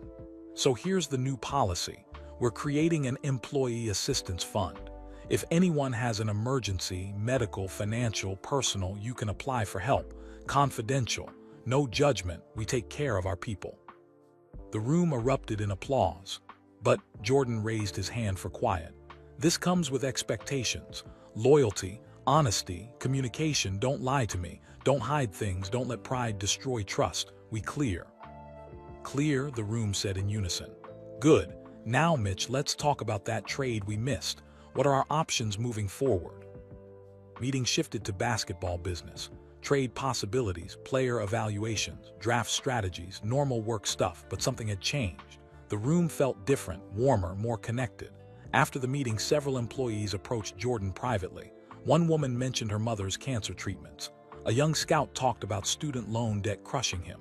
A marketing assistant admitted he was struggling to afford childcare. Jordan listened to each one, made notes, told them he'd help. This wasn't about being a hero. This wasn't about good publicity. This was about learning from failure, about turning his worst weekend into something meaningful. Marcus's betrayal had taught Jordan an important lesson. People need to ask for help, and leaders need to make it safe to ask. As Jordan left the Spectrum Center that evening, his phone buzzed. A text from Helen Kowalski, the Teterboro Airport director. Mr. Jordan, my son Trevor wanted me to tell you thank you for the signed shoe. It's now in a frame on his wall. You made his year. Also, thank you for handling that situation with grace. Most people in your position would have been angry and difficult. You were kind. Trevor and I both won't forget that. Jordan smiled and texted back. Tell Trevor to keep working hard, and thank you for doing your job that day. You might have saved my reputation. He walked to his car. The Charlotte evening was cool and clear. Stars were starting to appear in the sky. Jordan thought about the last 5 days, the detention, the confession, the revelation, the choice, the broken promise, the reconciliation. All of it had changed him. He was still Michael Jordan, still competitive, still demanding, still driven to win. But now he understood something new. Some victories don't come from winning. Some victories come from losing gracefully, from helping others, from admitting mistakes, from breaking down pride. Marcus was in federal custody, but his sister would be okay. Jordan made sure of that. 3 innocent victims were getting their lives back. Jordan's lawyers were working around the clock. David Marconi was facing life in prison. Justice was coming, and Victoria had forgiven him. That mattered most. Jordan got in his car and started the drive home. Tomorrow he'd be back to business, back to pushing for wins, back to building a championship team. But tonight he was just grateful. Grateful he got caught. Grateful for the detention that saved him. Grateful for the lesson.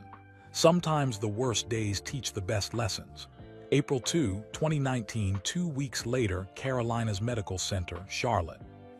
Jordan stood outside room 347 holding a bouquet of yellow flowers. He'd been standing there for 3 minutes, working up the courage to knock. Inside that room was Delilah Chen, Marcus's sister. The reason all of this happened. Jordan had never met her, but he'd paid her medical bills. $400,000 for a kidney transplant, plus ongoing treatment costs, plus medications, plus physical therapy. He knocked softly. "Come in," a voice called. Jordan opened the door. The room was small but bright. Sunlight came through the window. Get well cards covered one wall. A young woman sat in a chair by the window. She was thin, pale, but her eyes were alert. She had the same dark hair as Marcus, the same gentle face. When she saw Jordan, her mouth fell open. "Mr. Jordan," she whispered, "please call me Michael." Jordan handed her the flowers.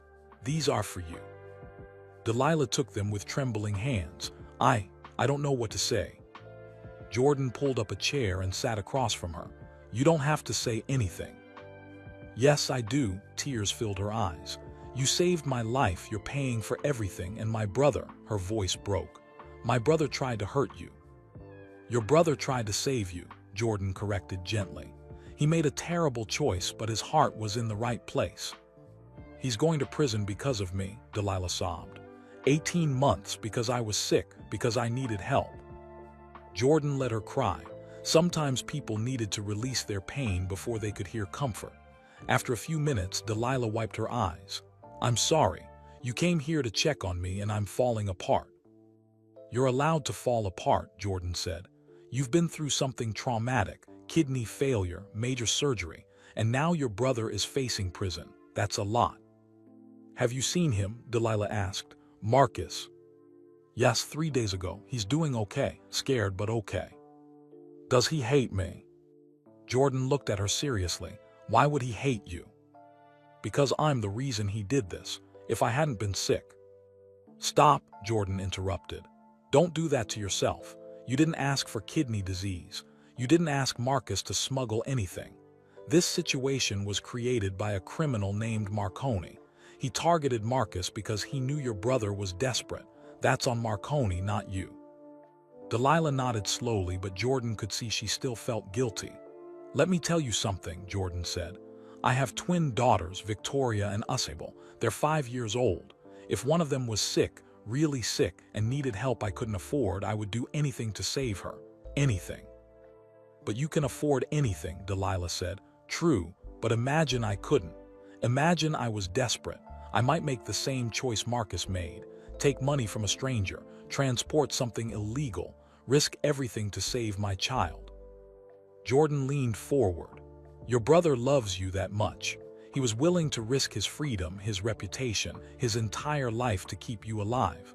That's not something to feel guilty about. That's something to honor."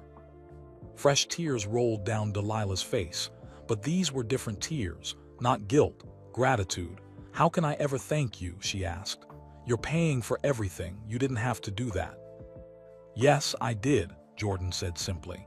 "Because you're innocent. Because your brother worked for me loyally for 12 years before this happened. Because it's the right thing to do." They sat quietly for a moment. Outside the window, Charlotte traffic moved slowly. Normal life, people going to work, running errands, living their days. "What will happen to Marcus?" Delilah asked. "After prison?" "That depends on him," Jordan said honestly. "He'll have a criminal record. Some doors will be closed. But he'll also have experience, connections, and the knowledge of what not to do. If he works hard and stays honest, he can rebuild." "Will you help him?" Jordan thought carefully before answering. "I can't employ him again. That trust is broken, but I won't abandon him either. When he gets out, I'll connect him with people who can help, job opportunities, references, a second chance." "That's more than he deserves," Delilah said quietly. "Maybe. But second chances are important. I believe in redemption. My father taught me that." Jordan stood up to leave. "You focus on getting healthy. The doctors say you're doing great. The kidney is working perfectly. You have a whole life ahead of you." Delilah stood too, though she was unsteady. "Mr. Jordan, Michael, can I ask you something?" "Of course." "That Friday, when the FBI detained your plane, you missed something important, didn't you? I read about it online, your daughter's ballet recital." Jordan was surprised she knew. "Yes, I missed it." "I'm sorry, that must have hurt." "It did, but you know what?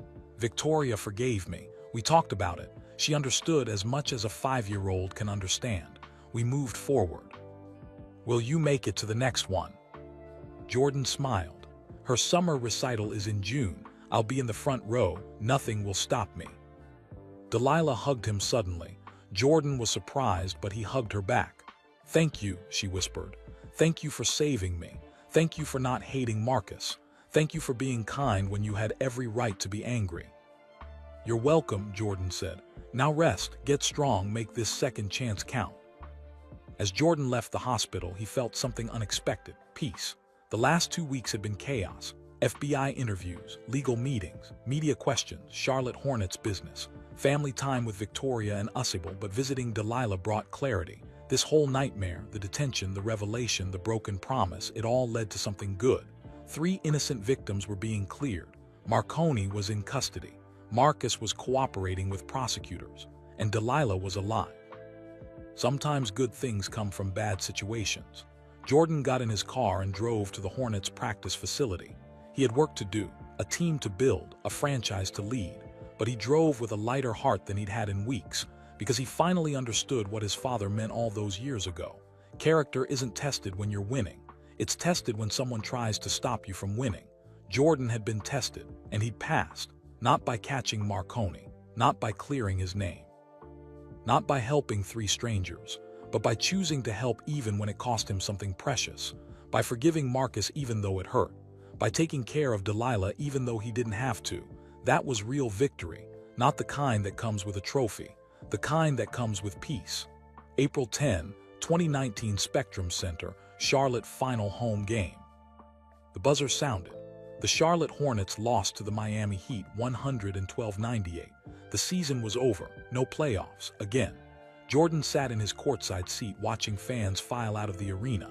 Disappointment hung in the air like smoke. Another losing season, another year of falling short. Victoria sat on his left, wearing a tiny purple Hornets jersey with Daddy on the back. Usable sat on his right, wearing the same jersey. Both girls munched on popcorn, not caring about the final score. "Daddy, why is everyone sad?" Victoria asked, looking at the disappointed faces around them. Jordan pulled her close. "Because our team lost, sweetheart. People wanted them to win." "But you said losing teaches you things," Victoria replied. "You told me that when I fell during ballet practice." Jordan smiled. His daughter had been listening, really listening. "You're right, losing does teach you things, important things. So everyone should be happy they learned something," Victoria said brightly. If only it were that simple, Jordan thought, but she wasn't wrong. The Jumbotron suddenly showed Jordan on the big screen. 20,000 fans erupted in applause. They were disappointed in the team, but they still loved their owner. Jordan waved. The camera stayed on him. Then it showed Victoria and Usable. The crowd got even louder seeing the owner with his young daughters. Victoria waved at the camera. Usable blew kisses. The crowd loved it. Jordan hadn't brought his daughters to many games. He kept them away from the spotlight usually, protected their privacy. But tonight felt different. Tonight he wanted them here. After the crowd settled, Jordan stood up. He held both girls' hands and walked toward the tunnel leading to the offices. Players were already heading to the locker room. Coach looked exhausted. In the hallway, Mitch Kupchak waited. "Tough season," Mitch said. "Yeah," Jordan agreed. "But we learned a lot." Mitch raised an eyebrow. "You sound different, more philosophical." Jordan laughed. "Almost getting framed for money laundering changes your perspective." They walked to Jordan's office. The walls were covered with photos. His playing days, his championships, his Hall of Fame induction, his daughter's births. But Jordan's eyes went to a new photo he'd added last week. A picture from Victoria's living room ballet performance. The private one just for him. Victoria mid-spin, arms like wings, face full of joy. "That's my favorite picture," Victoria said, noticing where her father was looking. "Mine too, sweetheart." Mitch smiled. "Michael, can we talk for a minute? Just business stuff." "Sure, girls, can you sit here and color?" Jordan pulled out coloring books and crayons from his desk drawer. Victoria and Usable settled on the floor happily. Mitch closed the office door. "I wanted to talk about next season. We need to make some changes. Big changes." "I agree," Jordan said. "The trade we missed on March 15th when you were detained, that hurt us. But I've been working on other options." Jordan held up his hand. "Mitch, before you continue, I need to tell you something." Mitch looked concerned. "Okay." "The last 3 weeks taught me something about control, about priorities, about what really matters." "I'm listening." Jordan leaned back in his chair. "I hired you because you're brilliant at your job. You know basketball. You understand cap space. You can negotiate deals. You're better at this than I am." "Thank you, bud." "Let me finish," Jordan said gently. "I've been micromanaging, making every decision, needing to approve everything. That's because I'm used to controlling outcomes. That's how I won championships." Mitch nodded slowly. "But I can't control everything, and I shouldn't try. So here's what I want to do. I'm giving you full authority to make basketball decisions. Trades, signings, draft picks, all of it." Mitch's eyes widened. "Michael, are you sure?" "I'm sure. You'll keep me informed. We'll discuss strategy. But the final call, that's yours. I trust you." "What changed?" Mitch asked. Jordan looked at his daughters coloring on the floor. "I almost lost everything because I didn't trust Marcus to ask me for help. He didn't trust me enough to be vulnerable. That lack of trust almost destroyed us both." He turned back to Mitch. I won't make that mistake again. I'm trusting you with this team completely. And if you need help, money, resources, anything, you come to me. No pride, no hesitation. We're partners." Mitch extended his hand. "I won't let you down." They shook. A new beginning. After Mitch left, Jordan's phone buzzed. A text from Agent Chen. "Marconi formally charged today, 47 counts. Will spend rest of his life in prison. The 3 other victims are being officially cleared next week. Couldn't have done it without you." Jordan texted back, "Justice served, thank you for everything." Another text came through, this one from Rebecca Thompson. "All legal matters resolved. You're completely clear. No charges, no investigation. Your reputation is intact. You did good, Michael." Jordan leaned back and closed his eyes. It was really over. The detention at Teterboro felt like months ago, not weeks. So much had changed. Marcus was serving his sentence. Delilah was recovering. 3 families were getting their lives back. Marconi was facing justice. And Jordan had learned the most important lesson of his life. Some victories don't come with trophies. "Daddy, look." Victoria held up her coloring page. She'd drawn a stick figure family. Mom, Dad, 2 daughters. And a basketball. "That's beautiful, sweetheart." "It's us," Victoria explained. "We're all together. That's the most important thing, right?" Jordan pulled both girls into a hug. "That's exactly right, baby. That's the most important thing." Outside his office window, the Charlotte skyline glowed against the evening sky. The city continued its rhythm. People lived their lives. The world kept turning. And Michael Jordan, 6-time champion, billionaire owner, global icon, sat on his office floor coloring with his daughters, not worried about trades, not stressed about losses, not thinking about business. Just present, just grateful, just dad. Some victories don't come with trophies. Some victories come with peace. April 15, 2019, 5 days later. Jordan was in his home office in Highland Park reviewing draft prospects when his phone rang. The caller ID showed Agent Chen, FBI. His stomach tightened. They'd closed the case. Marconi was charged. What could be wrong now? "Agent Chen," Jordan answered. "Everything okay?" "Mr. Jordan, I have news, important news." Chen's voice was urgent. "Can you talk privately?" Jordan walked out to his backyard where no one could hear. "I'm alone. What's going on?" "We finished our full investigation into Marconi's operation. We went through all his files, all his communications, everything. And we discovered something that changes the entire picture. Something about why he specifically targeted you." Jordan's heart started racing. "I'm listening." "Marconi wasn't just trying to frame you to escape prosecution," Agent Chen said. "That was part of it, but not the whole story." "Then what was the whole story?" Agent Chen took a deep breath. 3 years ago, Marconi lost everything in a business deal, a real estate investment in Chicago that went bad. He blamed his business partner for the failure, claimed the partner sabotaged him. He became obsessed with revenge. "What does that have to do with me?" "His business partner was a man named Thomas Garrett. Does that name mean anything to you?" Jordan thought hard. "No, I don't know anyone named Thomas Garrett." "But you know his company, Garrett Development Corporation. They built the new mixed-use building in downtown Chicago last year. You were one of the investors." Jordan remembered. A $50 million project, luxury apartments and retail space. He'd invested $5 million. Good return. Solid project. "I was a minority investor," Jordan said. "I met Garrett maybe twice." That didn't matter to Marconi. In his mind, anyone connected to Garrett was an enemy. When the Chicago deal failed, Marconi lost $12 million. It bankrupted him, destroyed his legitimate business. That's when he turned to crime. Jordan felt sick. "So he targeted me because I invested in one of Garrett's projects." "Exactly. We found journals in his hotel room, pages and pages about you.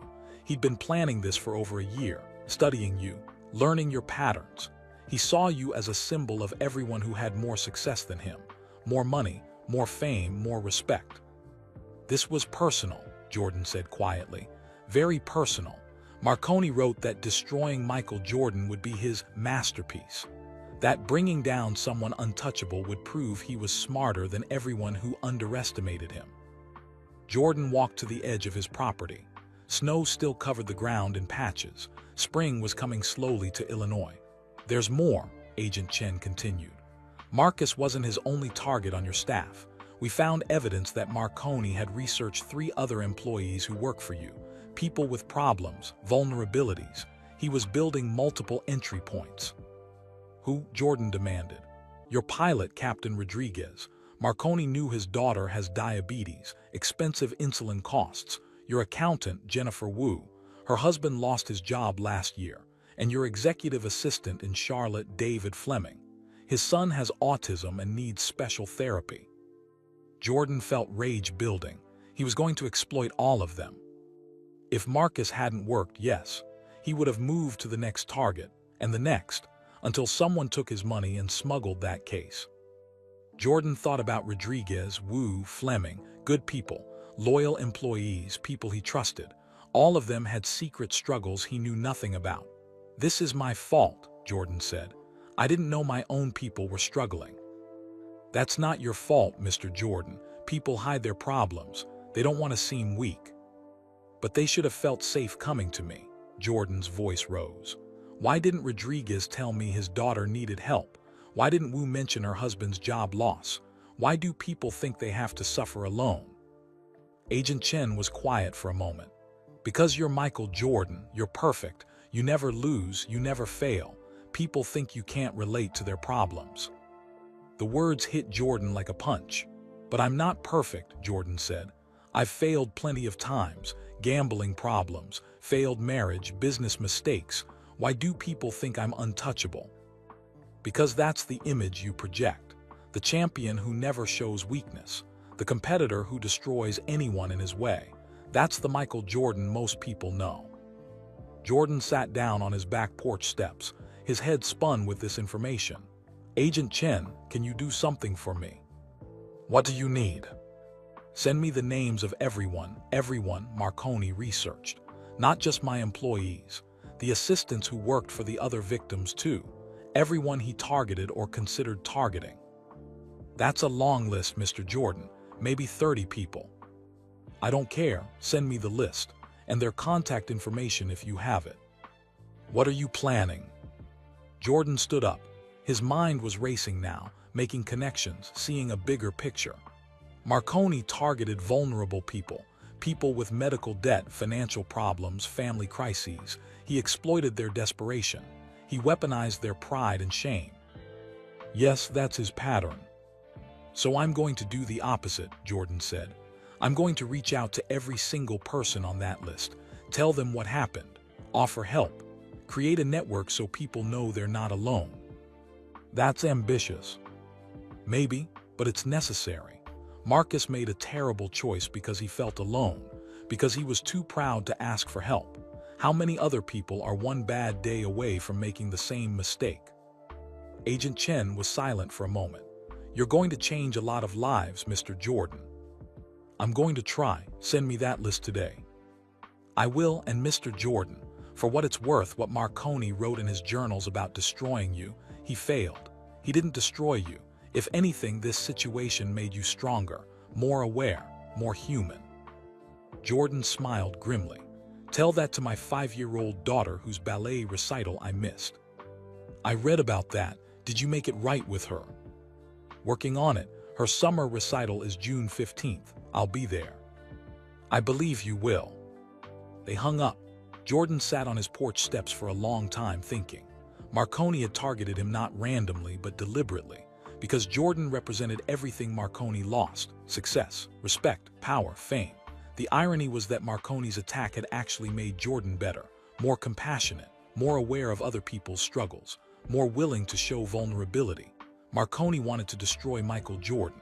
Instead, he'd accidentally helped Jordan become a better man. Jordan pulled out his phone and called his assistant in Charlotte. "David Fleming, please come to my office tomorrow morning, 9 a.m. And don't worry, you're not in trouble. We just need to talk." Time to start reaching out. Time to make sure no one on his staff ever felt alone again. Time to turn Marconi's evil plan into something good. June 15, 2019, 3 months later, Chicago. Jordan checked his watch for the 10th time. 5:45 p.m. Victoria's summer ballet recital started at 6:00 p.m. sharp. He was already at the theater, sitting in the front row, exactly where he promised he'd be. Yvette sat beside him, holding Usable. "You've been here since 5 o'clock, she said, smiling. "You really meant this promise." "I learned my lesson," Jordan said. "Some promises are too important to break twice." The theater filled with families. Parents held phones ready to record. Grandparents waved programs. Little brothers and sisters squirmed in seats. Jordan felt nervous, more nervous than any championship game, because this mattered to Victoria more than basketball ever mattered to him. Backstage, through a gap in the curtain, Jordan caught a glimpse of Victoria in her costume, a beautiful blue dress with sparkles. She was a bluebird this time, not a swan. She looked radiant. Their eyes met for just a second. Victoria's face broke into the biggest smile Jordan had ever seen. She waved. Jordan waved back, his throat tight with emotion. The lights dimmed. The music started. The curtain rose. For the next 90 minutes, Jordan watched his daughter dance. She wasn't the best dancer on stage. She stumbled once.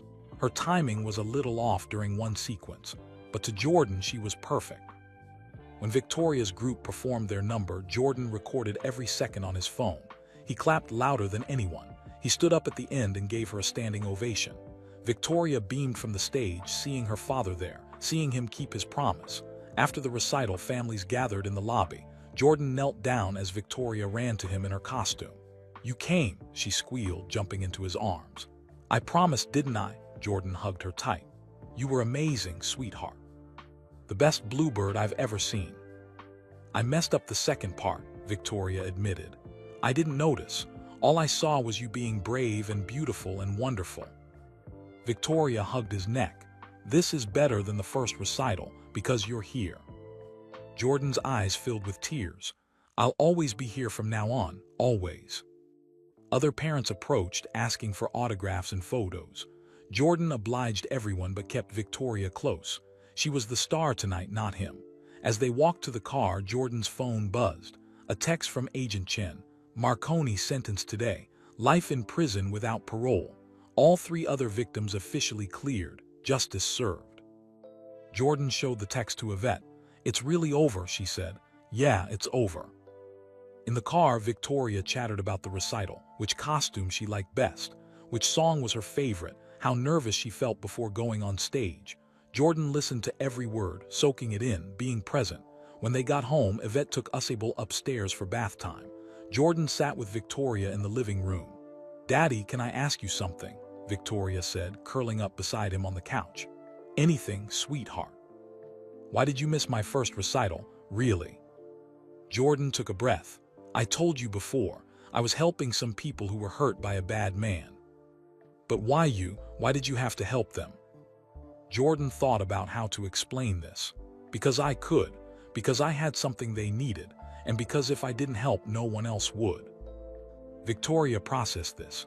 "Like when I share my toys with Usable even though I want to play with them." Jordan smiled. "Exactly like that. Sometimes we have to give up something we want to help someone else." "But you were sad, I could tell." "Yes, I was very sad. Missing your recital hurt my heart." Victoria put her small hand on his chest. "Does your heart feel better now?"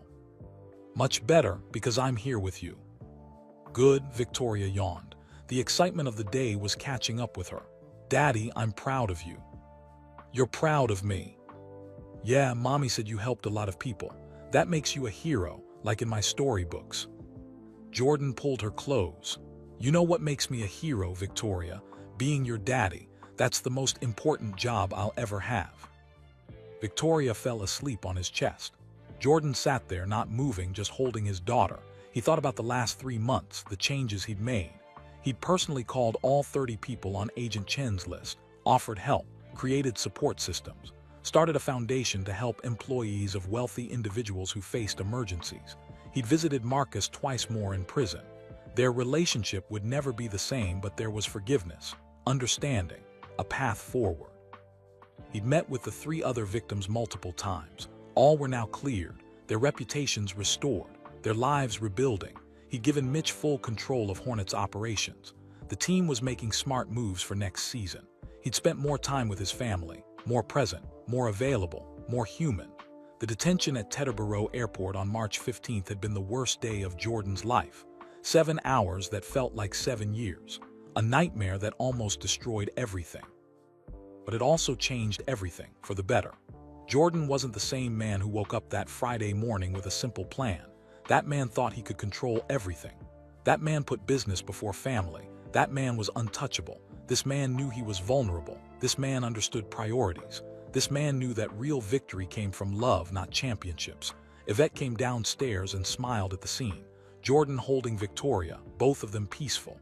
"You did good today," Yvette whispered. "I kept my promise." "You did more than that. You showed up.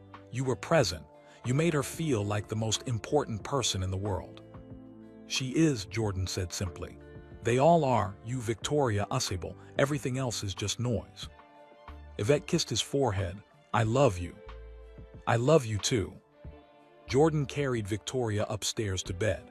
He tucked her in, kissed her forehead, and watched her sleep for a moment. In his pocket, his phone buzzed one more time. A text from Helen Kowalski's son, Trevor. "Mr. Jordan, I made my high school basketball team. Thank you for believing in me."